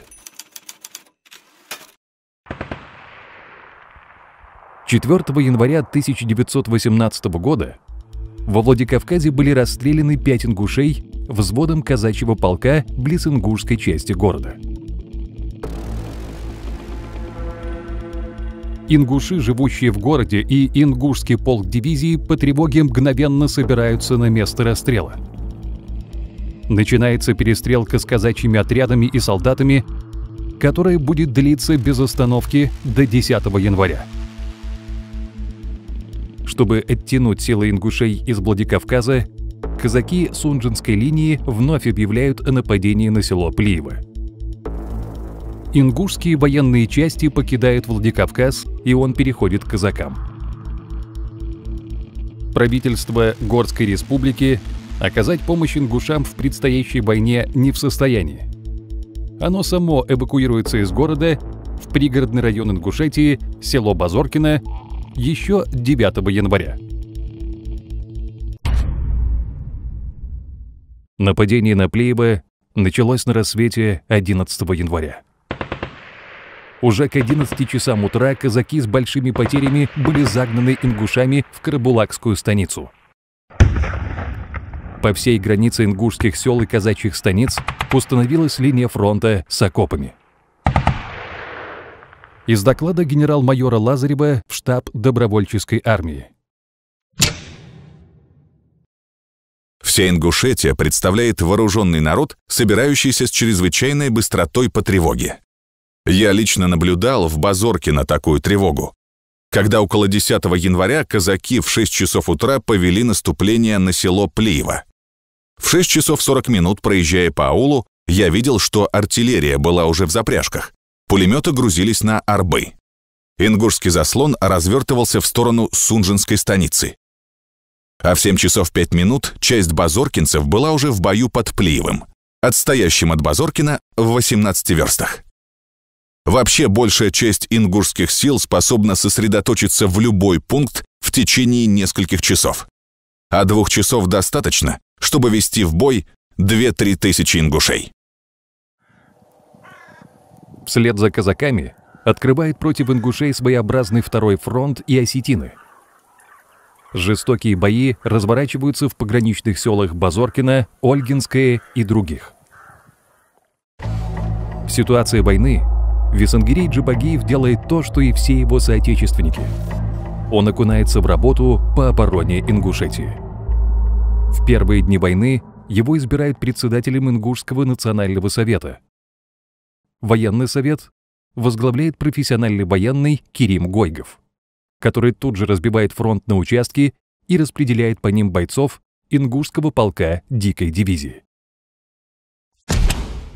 Тем временем победившие в Петрограде большевики начинают искать союзников на Северном Кавказе.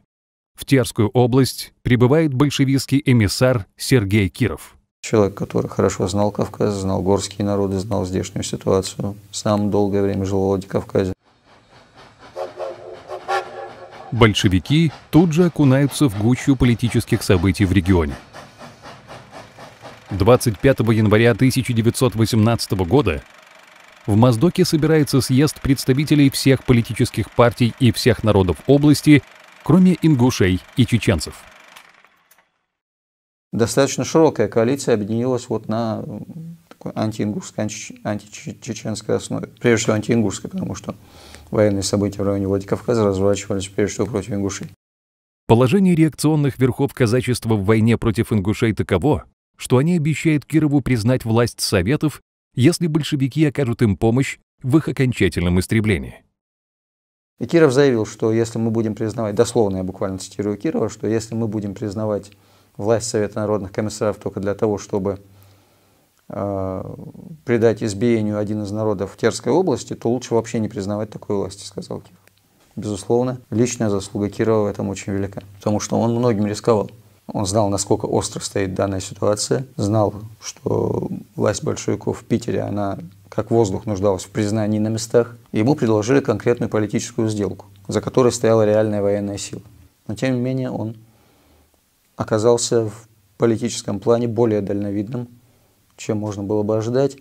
Возможно, потому что он хорошо знал Кавказ, хорошо знал реалии здешние. Знал, какую роль здесь именно в районе Владикавказа играют ингуши и как важно заручиться их поддержкой. 4 марта 1918 года на втором съезде народов Терека в Пятигорске, куда ингуши во главе с Гапуром Ахриевым и Бексултаном Костоевым пробирались с боем через вооруженные кордоны станичников, провозглашается Терская Народная Советская Республика, первым же указом которой создается комиссия по Чересполосице. Так называли полосы казачьих станиц, перерезающие территории горских народов. Ввиду все обостряющихся отношений между ингушами и казаками станиц Сунжинской, Тарской, Акиюртовской и других, закрывающих ингушам выход на плоскость, вопрос о выселении названных станиц и помещении их в лучшие условия жизни необходимо разрешить безотлагательно в положительном смысле. Казаки, не имевшие опыта жизни среди горцев без присутствия в регионе Российской империи, без ее военной, административной и социальной поддержки и уже понесшие серьезные потери в первых самостоятельных военных конфликтах с ингушами, горячо приветствуют такой демократический выход из положения. Им предоставляется земля близ Моздока и компенсация за хозяйство от Советской Республики. 120 миллионов от суммы компенсации, колоссальные средства по курсу рубля того времени, обязуется выплатить Ингушский национальный совет во главе с Весангиреем Джабагиевым. Последовательный сторонник мирного решения споров с казачеством, он также участвует в работе комиссии. Наконец, через 60 лет поселенные здесь еще Ермоловым казаки начали выселяться с Ингушской равнины. Без войны, без кровопролития. Это была огромная совместная победа Ингушского национального совета и руководства большевиков. Но, к сожалению, мирный исход казаков из Ингушетии оказался не на руку реакционному казачеству в Моздоке, находившемуся в сношении с приближающимся на Кавказ Деникиным. Население этих станиц им было нужно в грядущей военной операции по взятию Владикавказа. К деникинским атаманам Соколову и Беликову примыкают и осетинские группировки во главе с Георгием Бичераховым. В ночь на 5 августа 1918 они совершают нападение на Владикавказ. В первый же день ингуши с боем освобождают делегатов 4-го съезда народов Терека, заблокированных в здании кадетского корпуса. В эти дни как раз проходил 4-й съезд народов Терека, опять же во Владикавказе. И одной из целей бичераховцев был захват делегатов съезда, в работе которого участвовал уже еще один виднейший член большевистской партии Серго Орджоникидзе, который сменил Кирова на тот момент здесь. Им с большим трудом удалось спастись на территории Ингушетии, если точнее Базоркина, которая в то время была самым большим сельским населенным пунктом Ингушетии на плоскости. На этом же съезде избирается экстренная тройка, которая будет руководить ингушами в условиях новой войны. Висангирей Джабагиев, Исаак Мулла Чапанов и Муса Саутиев. Именно эти три человека разрабатывают план разоружения станиц, примыкающих к городу, в которых засели вооруженные мятежники во главе с генералом Рощупкиным и уже начавшим было переселяться местным населением. Благодаря очень быстрым, профессиональным и эффективным мерам, которые были предприняты ингушской стороной прежде всего, в первых числах августа 1918 года была проведена, вот это, можно сказать, молниеносная операция по освобождению Владикавказа от мятежников. Сначала были захвачены станицы Сунжанской линии, уже к 10 августа Владикавказ был освобожден. Из воспоминаний полковника Мусы Саутиева.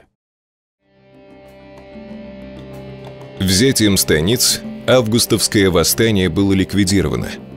Станицы были разоружены, и Народный совет предложил в течение определенного срока выселиться в Моздокский район.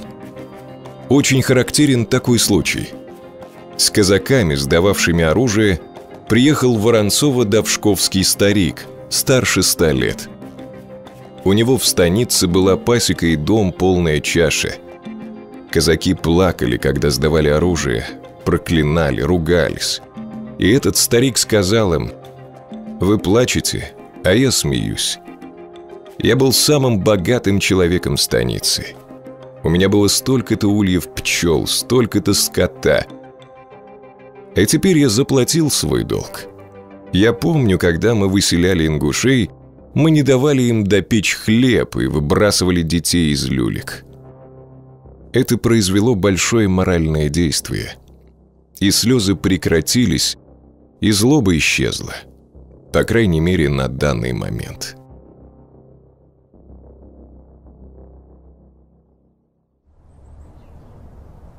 Неизвестным широкой публике на Кавказе оставалась работа основавшегося в Ингушетии, в крепости Назрань, правительства Горской республики, в работе которого Висангирей Джабагиев участвует параллельно со своей внутриингушской работой.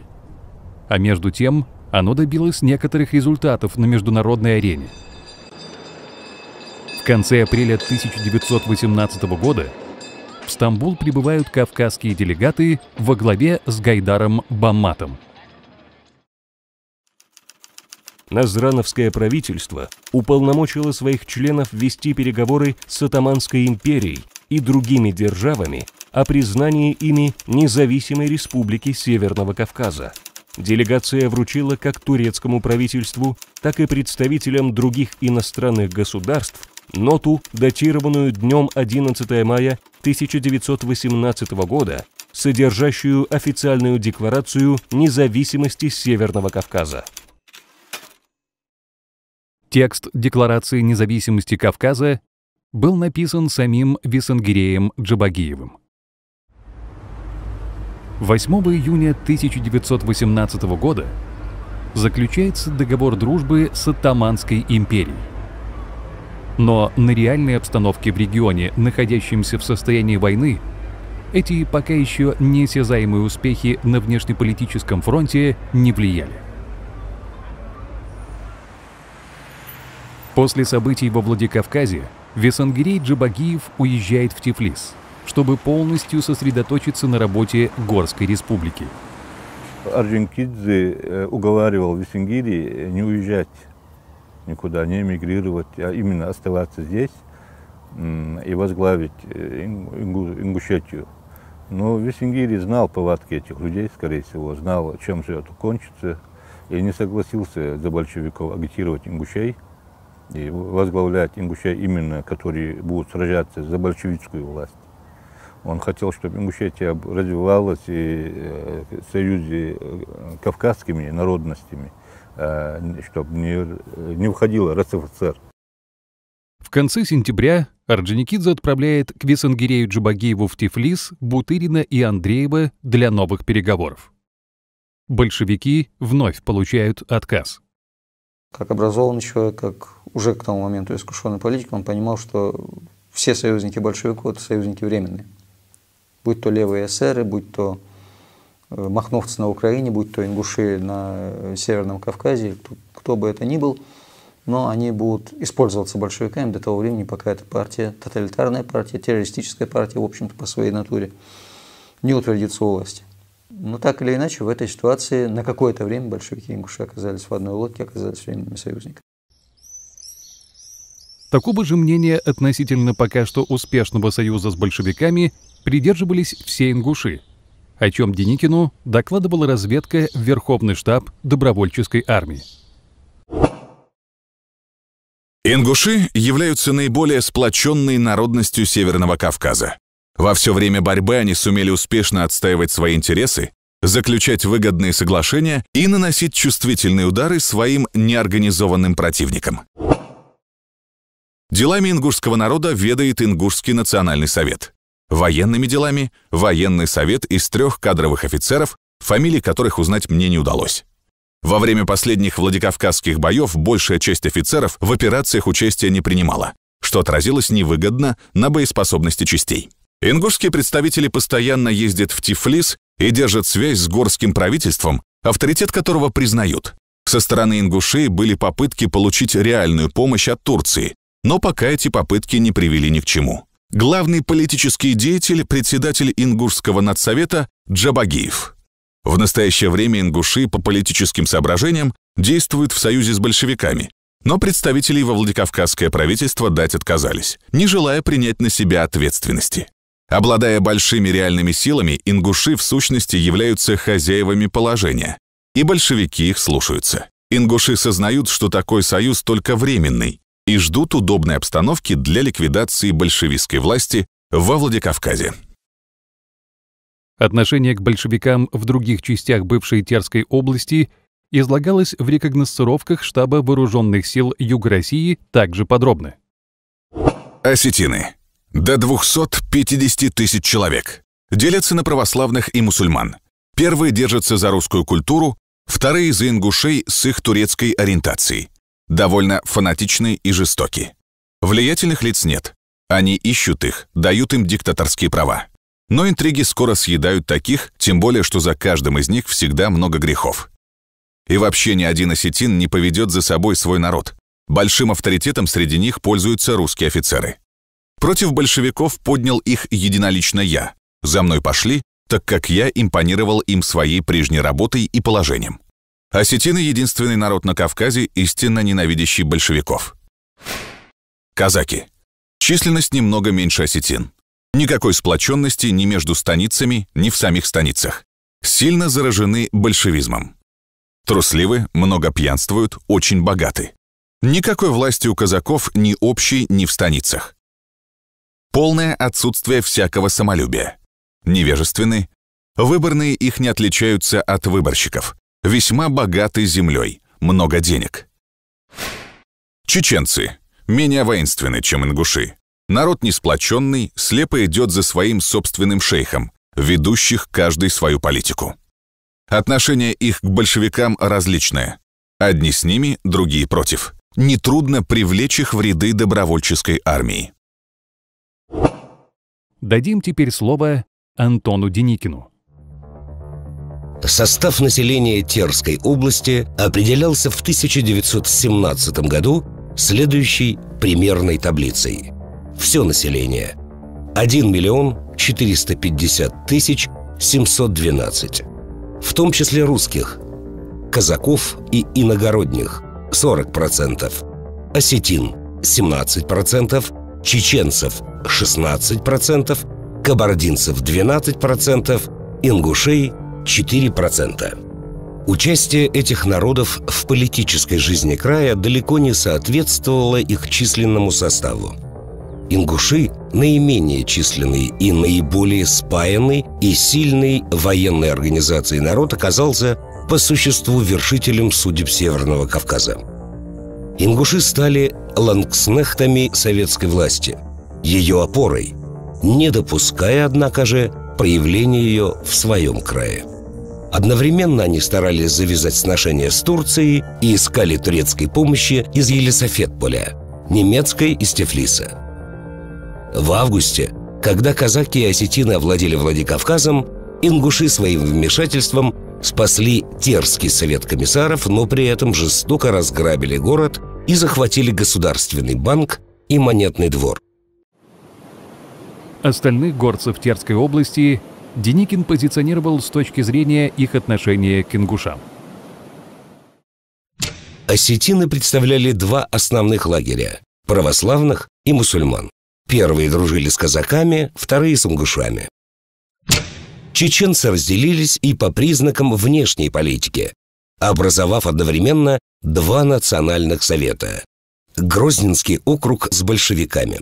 Другая часть чеченцев, Веденский округ, стояла на стороне казаков.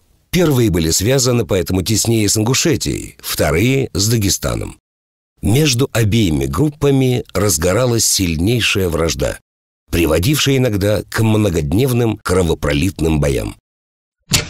Малая Кабарда, сдавленная между большевиками и ингушами, признала всецело советскую власть, а Большая Кабарда, примыкая к фронту восставших терских казаков, выставила против большевиков отряд сначала во 200, потом разросшийся до бригады конницы. Ингуши на тот момент именно в этом плане на Северном Кавказе доминировали.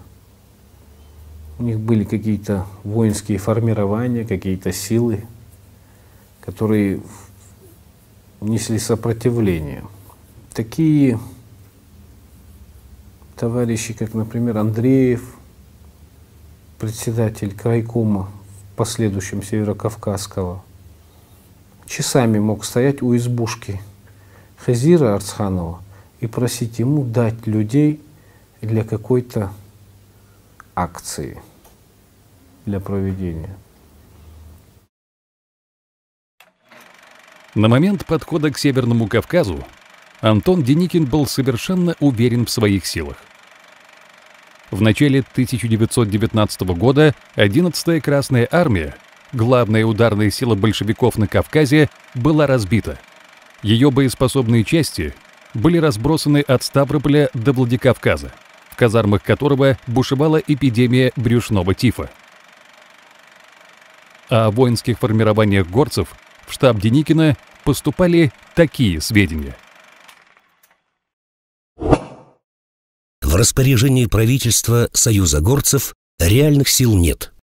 Все, чем обладают горские народы, в общем, не организовано и не обучено. К ведению каких-либо операций малоспособно. Наилучше организованы силы ингушей, но и они к полевым условиям малопригодны. За свои же аулы ингуши будут биться отчаянно, чему были примеры. Насколько ингуши проявили порыв в боях на Юго-Западном фронте, настолько упорства они проявляют на своей родине. Дагестанцы драться хорошо будут в составе регулярных частей, для организации которых нужно много времени. Чеченцы совершенно дезорганизованы и способны только на набеги с целью грабежа. Осетины не сорганизованы, разбиты на партии и разъединены.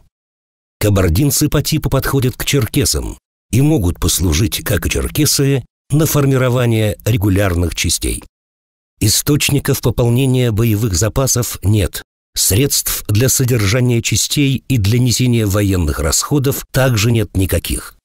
В общем, Союз горских народов реальной силы не представляет. Вести серьезную операцию даже при условии прихода на Северный Кавказ турок не способны без предварительного приведения в порядок и долгой организационной работы.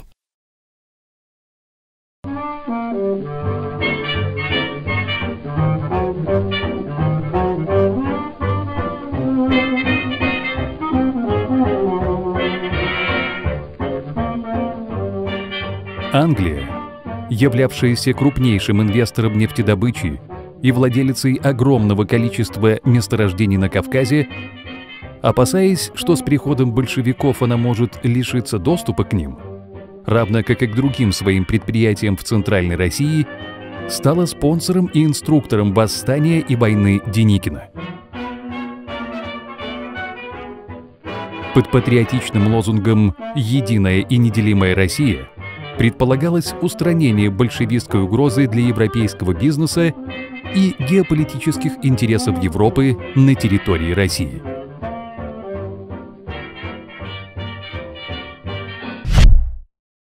Из обращения представителя английской миссии при Деникине, полковника Роулитсона, горцам Ингушетии, Дагестана и Чечни.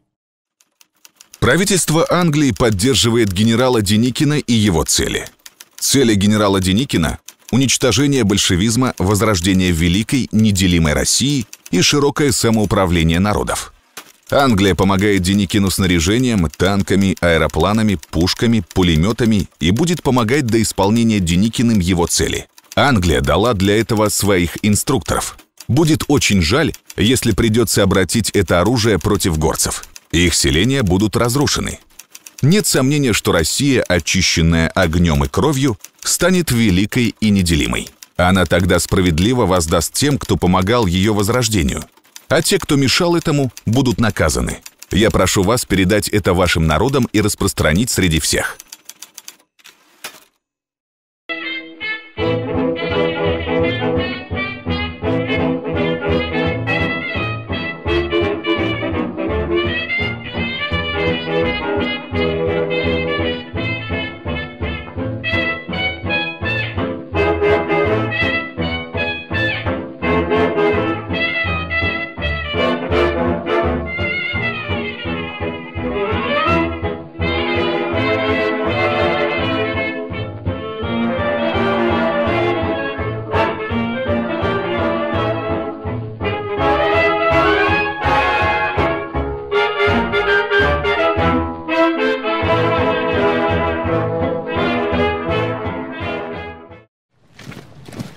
Армия Деникина приближается к Центральному Кавказу.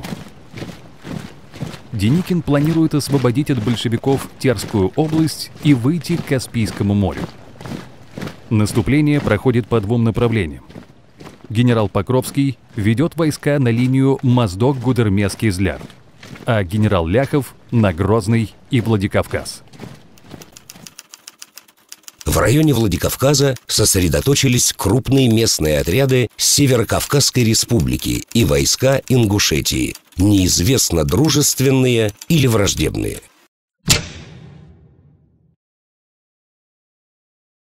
Ингуши на съезде в Назрани вынесли резолюцию, в которой заявляли, что всеми силами будут препятствовать насильственному занятию кем бы то ни было территории Ингушской земли и города Владикавказа как культурного центра Ингушетии. В то же время Ингушский национальный совет послал делегацию на встречу наступающим войскам с целью узнать, кто и зачем идет. Во Владикавказ отправляются дивизии Шкуро и Геймана, а в Грозный — корпус генерала Киличгирея. Войска намереваются пройти через территорию Ингушетии. Но оба похода останавливают ингушские отряды. Шкуро сразу вступает в ожесточенные бои с ингушами уже на подступах к Владикавказу. Около 24 января я подошел к Владикавказу. Предварительно нужно было овладеть осетинским селением Муртазовым, занятым красными ингушами. Выслал я парламентеров в Муртазово с предложением сдать селение без боя. Однако они были обстреляны ингушами. Тогда я послал генерала Геймана с пластунской бригадой вступить в Ингушетию и по овладении рядом аулов занять Назрань. Задача Геймана была чрезвычайно трудной, ибо каждый клочок территории, каждый хутор и аул защищались с мужеством отчаяния и стоили большой крови. Атаковав аул Муртазова, я взял его после чрезвычайно упорного и кровопролитного боя. Один ингуш-пулеметчик стрелял до последнего момента и был изрублен казаками лишь после того, как выпустил последний патрон. На фоне владикавказских боев, длившихся к тому моменту уже неделю, корпус генерала Киличгирея подходит к северной границе Ингушетии и останавливается местными отрядами, напрочь отказавшимися его пропустить. Реакция главного защитника царя и Святой Руси на Северном Кавказе не заставила себя долго ждать. генерал Ляхов направил крупные части из своего резерва, Прохладной, для ликвидации сопротивления непокорных аулов и одновременно предъявил ингушскому народу ультимативное требование – сдать оружие, очистить Владикавказ и окрестные селения, восстановить снесенные терские станицы. Ультиматум содержал еще 4 пункта. Мобилизация в армию Деникина всех мужчин от 18 до 40 лет. Выдача им всех ингушей, воевавших в Красной армии. Согласие на назначение в Терской области генерал-губернаторов из казаков. И, наконец, самый оригинальный. Выплата казакам компенсации за ущерб от революции. Через 2 дня, 4 февраля 1919 года, в селе Базоркино в пригородном районе состоялся съезд ингушей. На съезде прозвучало мнение исполнить ультиматум. Оно исходило от партии бывших царских офицеров, с которыми, как видно из последующих событий, генералы Деникина вели особые переговоры. Руководство большевиков, понимая, что без поддержки ингушей они обречены, судорожно пытается втянуть ингушей в бойню. Серго Орджоникидзе даже объявляет на этом съезде о создании особой ингушской горской советской республики, о чем телеграфирует Ленину 7 февраля. Однако ультиматум, выставленный ингушам Деникиным, был гораздо эффектнее всех обещаний большевиков. Перед ингушами вырос свежий гомункул под названием «Добровольческая армия», хорошо известный им под его прежним названием – «Военно-казачья администрация». Суть и содержание армии Деникина, ее лозунги, бескомпромиссный тон реваншистов было воплощением всего того, что возненавидели ингуши за последние 100 лет. Ультиматум звучал для них не просто как объявление войны, а как вызов на нее. И люди, которые уже 15 дней встречали и провожали подводы со своими мертвыми сыновьями и братьями из пылающего Владикавказа, решили дать деникинцам бой, который для многих из них также станет последним, и о котором недоумевающий генерал Ляхов будет доносить так.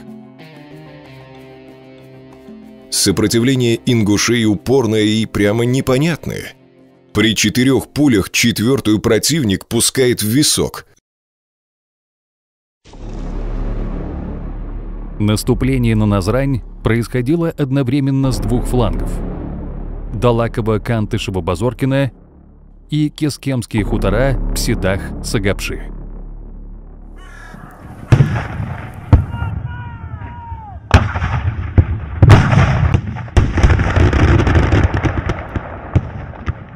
Бой за Далаково начался 8 февраля 1919 года. В нем участвовали боевые отряды со всей Ингушетии и все жители Далакова и близлежащего Кантышева. Длившийся без перебоя 5 суток бой в Далаково, начавшийся с массированного артиллерийского обстрела обороняющихся ингушей, перешел в рукопашный 3-дневный бой в Кантышево. Султан Талтмурзиев, герой Первой мировой войны, участник этого боя, вспоминал. Когда малодушные готовы были дрогнуть, появлялся какой-нибудь доселе безызвестный герой и, врубаясь с горстью безумцев в самые гуще противника, погибал на глазах у всего народа. Под Кантышево 30 человек, 30 обреченных, надев белые саваны смерти, врезались в густые цепи врагов и, уничтожая в своем стремительном порыве все на своем пути, дошли до глубокого тыла противника, погибнув до единого.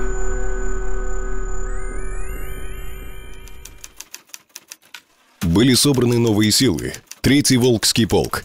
К этому времени дан был приказ смести селение Далаково, Кантышево и Базоркино. В данный момент селение Далаково сметено с лица земли.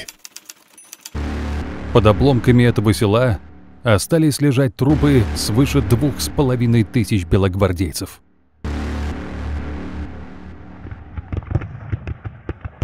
В район Кискема и Сагапшей первоначально был брошен кубанский пластунский батальон, усиленный тяжелой артиллерией и конницей. Я видел ожесточенные лица болгарских солдат, идущих на нож. Я сталкивался со свирепыми полками мадьяр, атаки которых были безумны. Наконец, мне приходилось наблюдать несокрушимое движение немецких фаланг. Но то, что было под Кескемом, удивляет даже того, кто всю жизнь провел в битвах.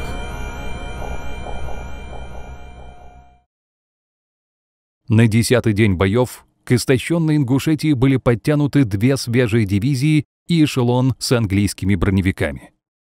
Это решило исход войны. Ингушетия и Владикавказ пали под натиском Доброармии.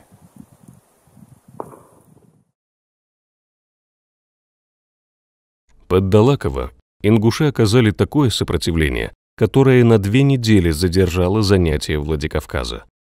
Ингуши шли в атаку с одними кинжалами, нанизанными на длинных шестах. Когда был сломлен Ингушский фронт, участь Владикавказа была решена.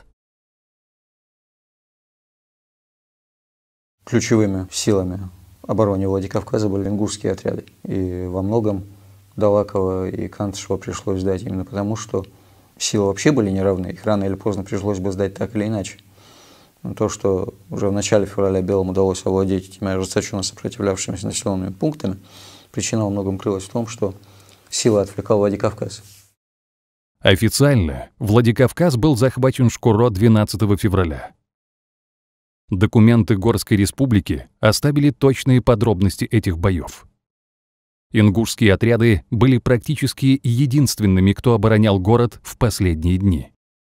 Вплоть до 13:00 11 февраля, 3-го дня бесперебойного боя в селе Далаково, город еще полностью контролировался ингушскими отрядами. Они начали покидать его на 19-й день обороны, спеша на подмогу гибнущим под Далаково и Кантышево. Но, тем не менее, вот эта оборона Владикавказа и прилегающих к нему ингушских селений зимой 19 года, она дала ценнейшее время для эвакуации всего руководящего состава Терской республики в горы, в Ингушетию, во главе с тем же Орджоникидзе. Для эвакуации запасов продовольствия, запасов оружия, даже финансы, казна Терской республики, та была вывезена сначала в гору, затем в Грузию. И в итоге, что дал этот выигрыш времени? Он дал время для организации базы будущего партизанского движения, которое затем вспыхнуло в тылу добровольческой армии и не давало ей покоя и в 19 и в 20 году. Сопротивление, оказанное ингушами на Кавказе, и дальнейшие попытки добровольческой армии в течение целого года удержать под своей властью Ингушетию и весь Центральный Кавказ также напрямую привели к необратимым для всего белого движения последствиям. В принципе, это был сорван поход на Москву. Да, он лишился здесь многих сил, Антон Иванович Деникин. Части генерала Ляхова стояли здесь в тот момент, когда они были нужны на наступлении на Москву. И держали их именно ингуши.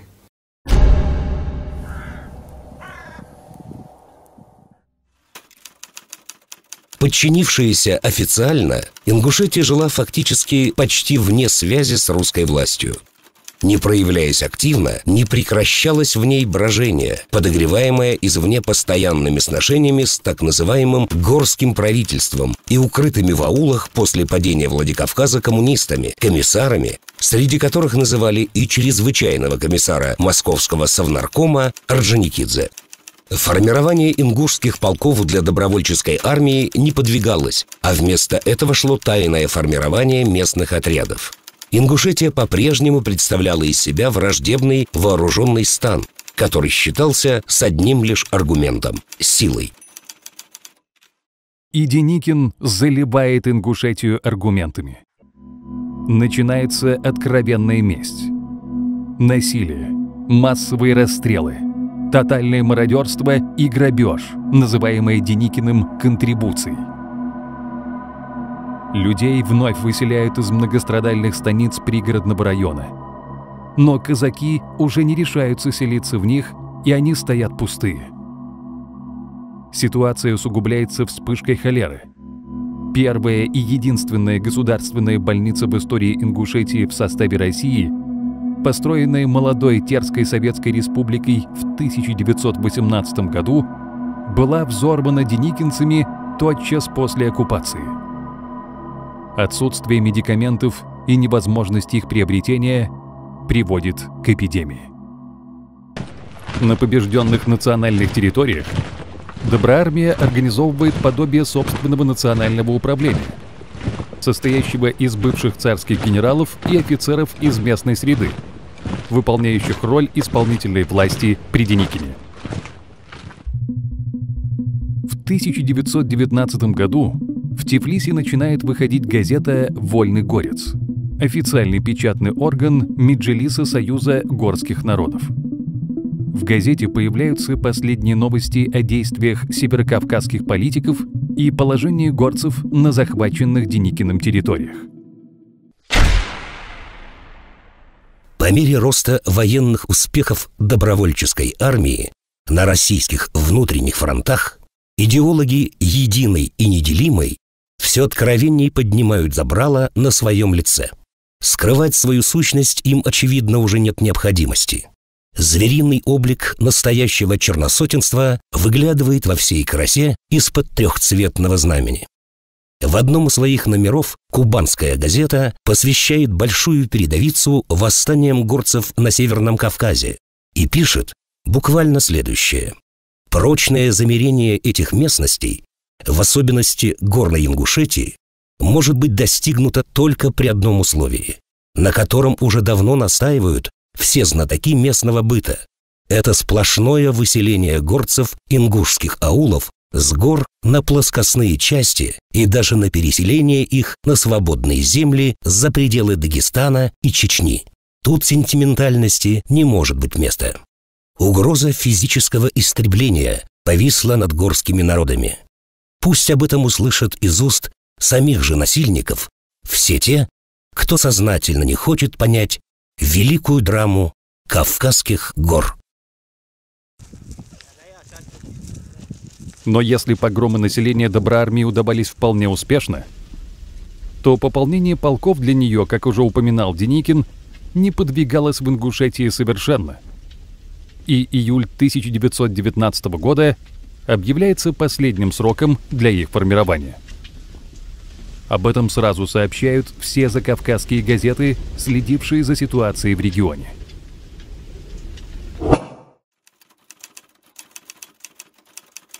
В официальных сводках добровольческой армии давно стали мелькать сведения о лихих действиях кабардинских, осетинских и чеченских частей. И только о действиях ингушских отрядов до сих пор не появилось ни одного сообщения. Как известно, в ультиматуме генерала Деникина горским народам Северного Кавказа основным требованием было формирование ими определенного числа полков на помощь добровольческой армии в борьбе с большевиками. На съездах осетинского народа и чеченского представители командования добровольческой армии упрекали делегатов в том, что горцы очень неохотно и плохо выполняют принятые ими условия ультиматума. «Вы торгуетесь из-за каждого всадника», — сказал помощник генерала Эрдели на чеченском съезде.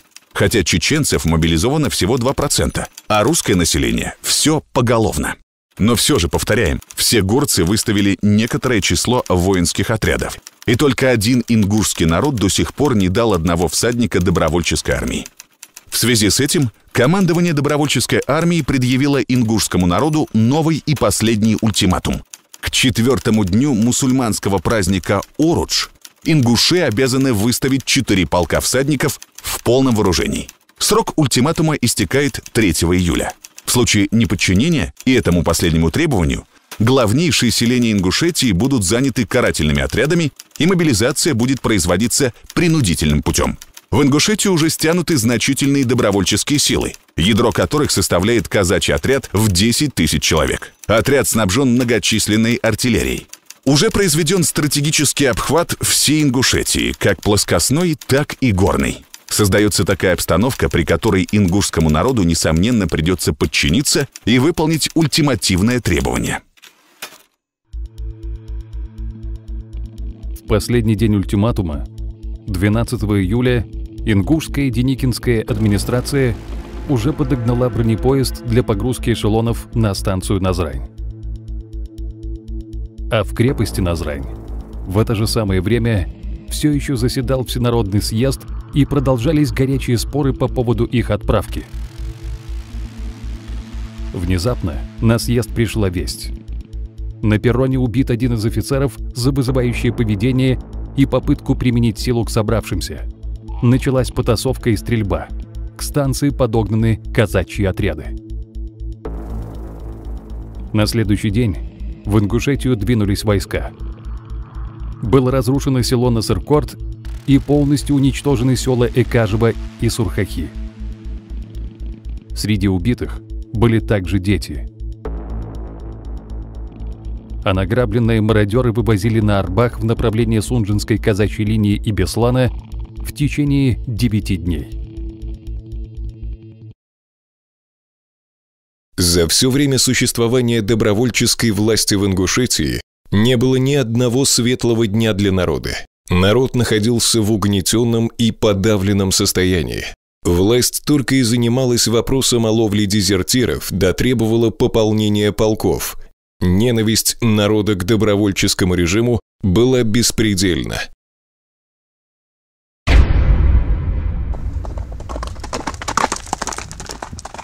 Ингушетия превращается в огромную партизанскую армию. Укрывшиеся здесь Серго Орджоникидзе с семьей и другие руководители Терской Советской Республики тайно перевозятся по волчьим тропам в разные селения. В случае обнаружения всем грозит смерть.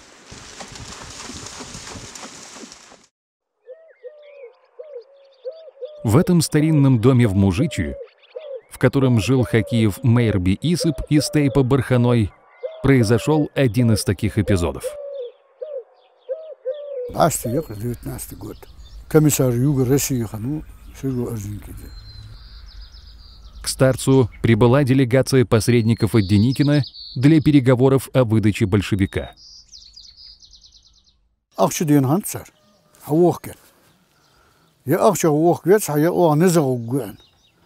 Низах шо выгодах ки шо да хашо низгубы кичим бехом битан. Ахча аз вохгу аз инсан хамн жоп луду жоп. Цагалга хауч хаш бехка ахча. Да шейлан бар хажа тхун хож вахтант. Мейрби испо хаш бехкрин соуш дохкришен. Сой убадж бо ялхи венчул ага низкоч да бо вешта. Уюрт хам гандерне ан хабар красный партизан буз хад банец нагаму сдо диди шкули он поддержки хад банец духам озер ханам даттагар хам галашкар хам алкмар хам ахсур вотер хабар дейта хам шоуч вай хашу غلاش حاش يذكر ويقوم بيحضر خدتنا خدا قاش زدوح الاوت نغامو ووخكن وقوش ويفعل موك سنو دودي ديزيت خدا قاشوس شواشت موجي دوحل اوت اشارنا نتحط بوخشين.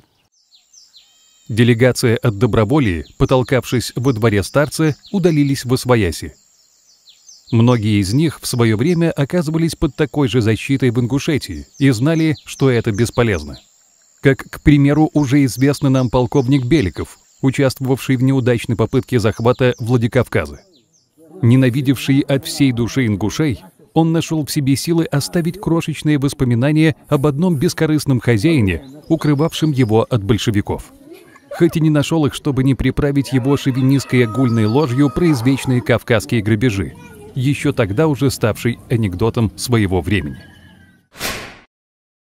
Грабитель-рыцарь возьмет только то, что ему нравится и нужно, прочее не тронет. Непременно оставит и вам денег на дорогу. Ограбит, но не убьет. Женщин не тронет. Своего гостя бережет и ухаживает за ним. Много офицеров и кабардинской интеллигенции спасли ингуши от большевиков. Хотя им и пришлось много бороться с народными комиссарами, требовавшими выдать гостей. Противостояли они и подкупам. За мою голову большевики давали 60 тысяч рублей. Но никто не посмел меня тронуть, считаясь с моими сильными хозяевами, людьми небогатыми. Как патологический грабитель, да и к тому же, со слов самого Деникинца, небогатый, смог устоять перед суммой, равной сегодня почти 2 миллионам рублей, которые текли ему в руки сами собой, Беликов не сказал. Драматически сложилась судьба горского парламента. Еще в январе 1919 года в кулуарах Парижской мирной конференции горцам сообщили, что союзники России по Антанте, Франция и Англия, опасаются признания независимости Северного Кавказа.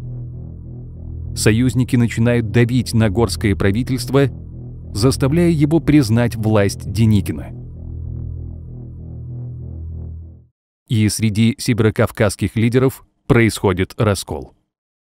Некоторые из них дрогнули под натиском кнута и пряника англо-деникинской политики на Кавказе.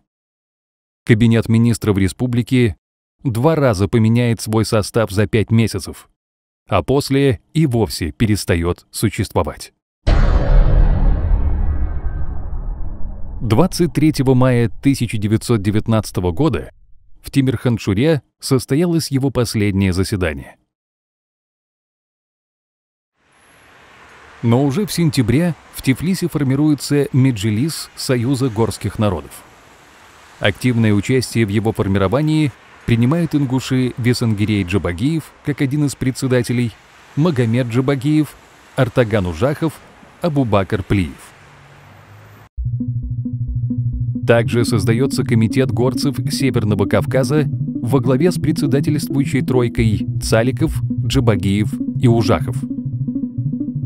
Ингушская фракция Меджлиса начинает переговоры о судьбе Ингушетии с английской миссией на Кавказе, с Турцией, Германией и Закавказьем. Организовывает гуманитарные грузы с медикаментами и договаривается с правительством Грузии о поставке повстанцам оружия. От имени Меджлиса Весангирей Джабагиев разрабатывает и заключает договор с Украинской Народной Республикой о взаимном противодействии Деникину. А его дипломатическая переписка с европейскими миссиями о политике Деникина и зверствах добровольческой армии в регионе насчитывает десятки документов.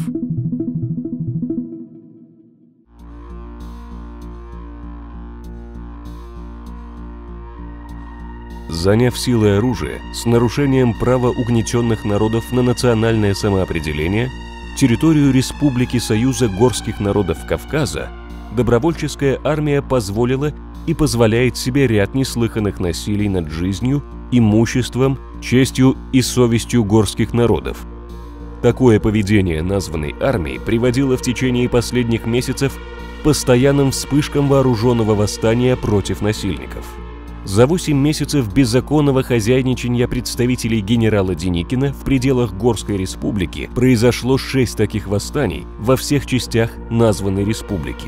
Каждое такое восстание подавлялось с неслыханной жестокостью, причем сжигались дотла и разграблялись до последнего початка кукурузы и последнего животного целые аулы, и население их вынуждено было скрываться и сейчас еще скрывается в горах и лесах без всяких средств к пропитанию и существованию. Кабарда, Балкария, Ингушетия и Дагестан, словом, все без исключения области и народы Горской республики по очереди и по несколько раз становились жертвой меча, огня, грабежа и насилия со стороны распущенных, плохо одетых и плохо содержимых воинских частей генерала Деникина. Каждую такую вспышку народного гнева и отчаяния добровольческая армия старалась объяснять перед мирной конференцией и перед представителями союзных держав на Кавказе большевизмом. Исполняющий обязанности председателя союзного меджлиса горских народов Весангирей Джабагиев. Абубакр Плиев встречается в Баку с главой союзной миссии генералом Томпсоном и получает циничный, если не сказать издевательский ответ. Ингуши были очень лояльными друзьями союзников. И я очень рад, что могу выразить вам нашу благодарность за большие услуги, которые вы оказали нашей миссии, а также за защиту, которую оказали полковнику Роландсону и жене капитана Дюри. Мы их жизнью обязаны ингушам. В настоящее время, когда неприятель-большевик разбит и население может возвратиться в свои дома, я уверен в счастье и процветании ингушского народа. Роландсон, который меньше чем через год после этого будет грозить ингушам английским оружием за сопротивление Деникину, вместе с группой соотечественников действительно попал в плен к большевикам после взятия Владикавказа осенью 1918 года. Тогда союзники с просьбой вызволить их обратились к горскому правительству. Те, в свою очередь, к ингушам. Они совершили нападение на бронированные автомобили, в которых перемещали пленников, и вывезли их в Тифлис.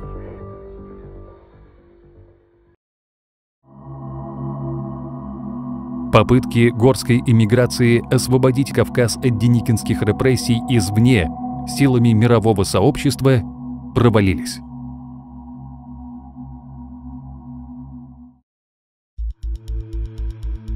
Тем временем большевики организовывают подпольные ячейки внутри всего оккупированного Северного Кавказа для борьбы с доброволей. Одними из самых яростных главарей подполья становятся ожидаемо ингуши. Отряды Хызыра Арцханова, Зама Ендиева, Гапура Ахриева, Берда Евлоева и многих других организовывают и участвуют в самых сложных и опасных операциях по всему Кавказу, Югу России и Украине. Руководителем штаба всех красных повстанцев Терской области избирается ингуш Дудаев Султан. А 23-летний Хызыр Арцханов, корнет ингушского полка дикой дивизии, полный георгиевский кавалер, прошедший в строю всю Первую мировую войну, был назначен главнокомандующим всеми вооруженными силами Северного Кавказа антиденикинского шариатского движения аварского имама Узун-Хаджи. Сопротивление Деникину набирает обороты весь оставшийся год, и 22 марта 1920-го, в последней битве за Владикавказ, добровольческая армия терпит окончательное поражение.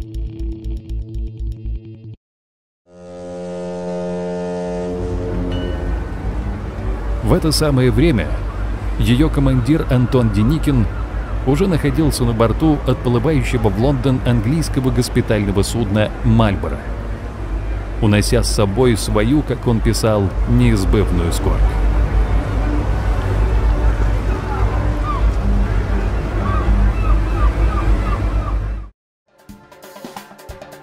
Уже через 3 дня Горский исполком издает указ о возвращении ингушам их сел, отобранных империей для заселения казаков. Возвращается весь пригородный район и часть Сунжинского района с оговоркой, что остальная часть будет возвращена в ближайшее время после урегулирования процедуры переселения. Владикавказ объявляется сначала столицей Терской Советской Республики, а затем столицей Ингушской Советской автономной области.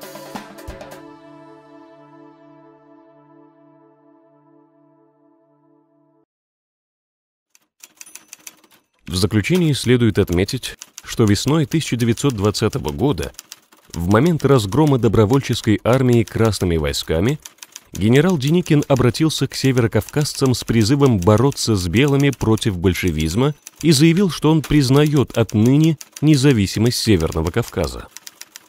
Впрочем, независимость кавказским народам была обещана во времена Гражданской войны и Лениным, и Сталиным.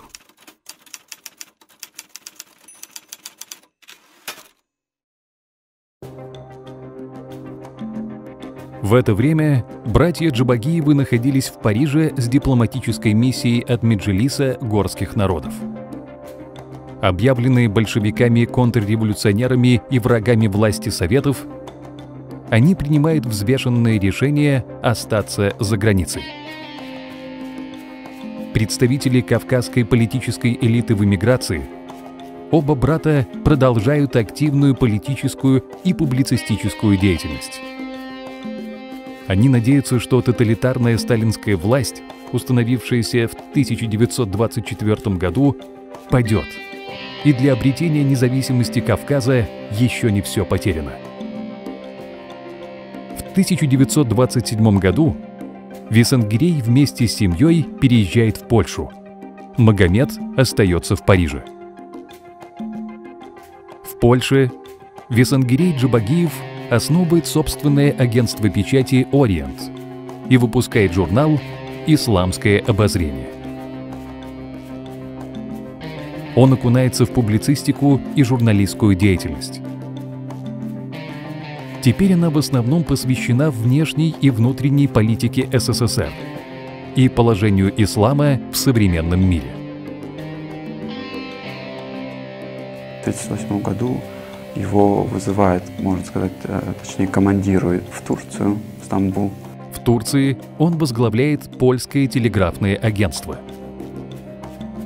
После начала Второй мировой войны Висангирей Джабагиев едет в Германию в качестве наблюдателя Красного Креста от Турции и использует эту возможность для облегчения участи кавказских узников концлагерей. Положение советских солдат в плену было крайне тяжелым еще и потому, что на них не распространялись законы Женевской конвенции о военнопленных. Сталин отказался ее подписывать. Эту историю нам рассказали в селе Сагапши, в семье знаменитого ингушского абрека Сулумбека Гандалоева. Двоюродный брат абрека Мурат Гандалоев, боец Красной армии, попал в немецкий плен в 1941 году в боях на территории Украины.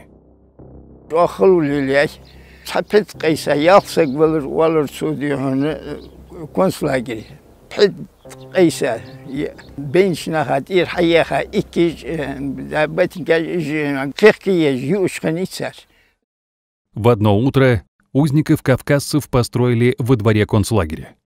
Перед пленными стоял мужчина в длинном пальто и шляпе. Неожиданно для всех он обратился к ним с такими словами: «Салам алейкум, нясархой». Это был Висангирей Джабагиев.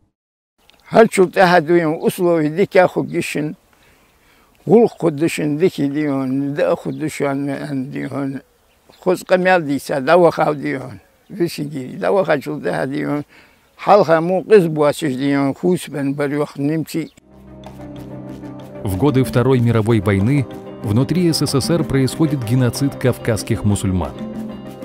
Тотальная сталинская депортация малых народов. Висангирей Джабагиев начинает информационную кампанию по освещению этой трагедии в Европе. Организовывает конференции и вечера памяти жертв сталинизма. Те его статьи, которые он писал против этой системы, которая у нас в стране была, руководителем Советского Союза, не нравилось, и на него совершали покушения. Но, к счастью, они не увенчались успехом, но на него совершались покушения, его хотели ликвидировать. Кавказский политик и патриот трудился на этом поприще до последнего дня своей жизни. 18 октября 1961 года. Его похоронили в Стамбуле, на кладбище Зинджирликую. На его надмогильном камне выбит флаг Горской республики, а надпись гласит: «Председатель парламента Северокавказского государства, Великий Кавказский маджахед». К 10-му году правления Сталина в живых не осталось практически ни одного большевика, устанавливавшего власть Советов на Тереке. Дольше всех прожил Серго Орджоникидзе, покончивший с собой во времена Большого сталинского террора в 1937 году. Через 3 года после его смерти СССР превратил гостевой дом семьи Хакиевых в Мужичи в музей имени Орджоникидзе. И немолчными дубравами горцы шли, и нагорьями суровыми горцы шли, со знаменами багровыми горцы шли, с пистолетами кремневыми горцы шли. Серго Орджоникидзе был у соколов вожаком.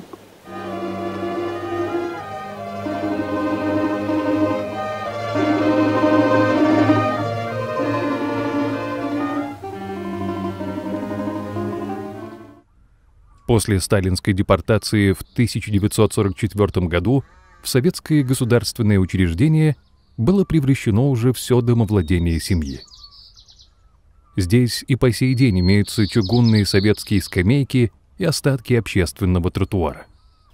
В 1957 году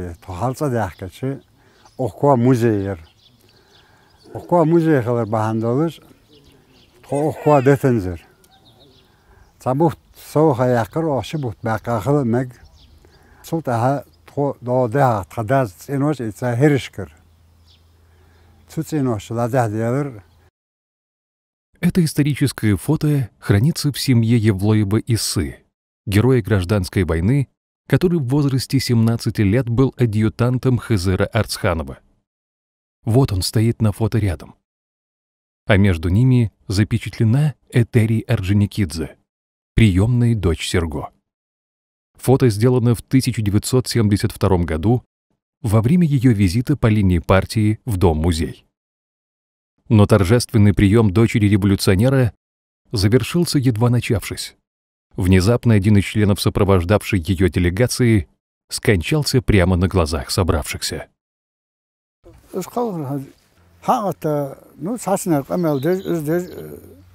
Я хочу сказать, товарищи, я хочу сказать,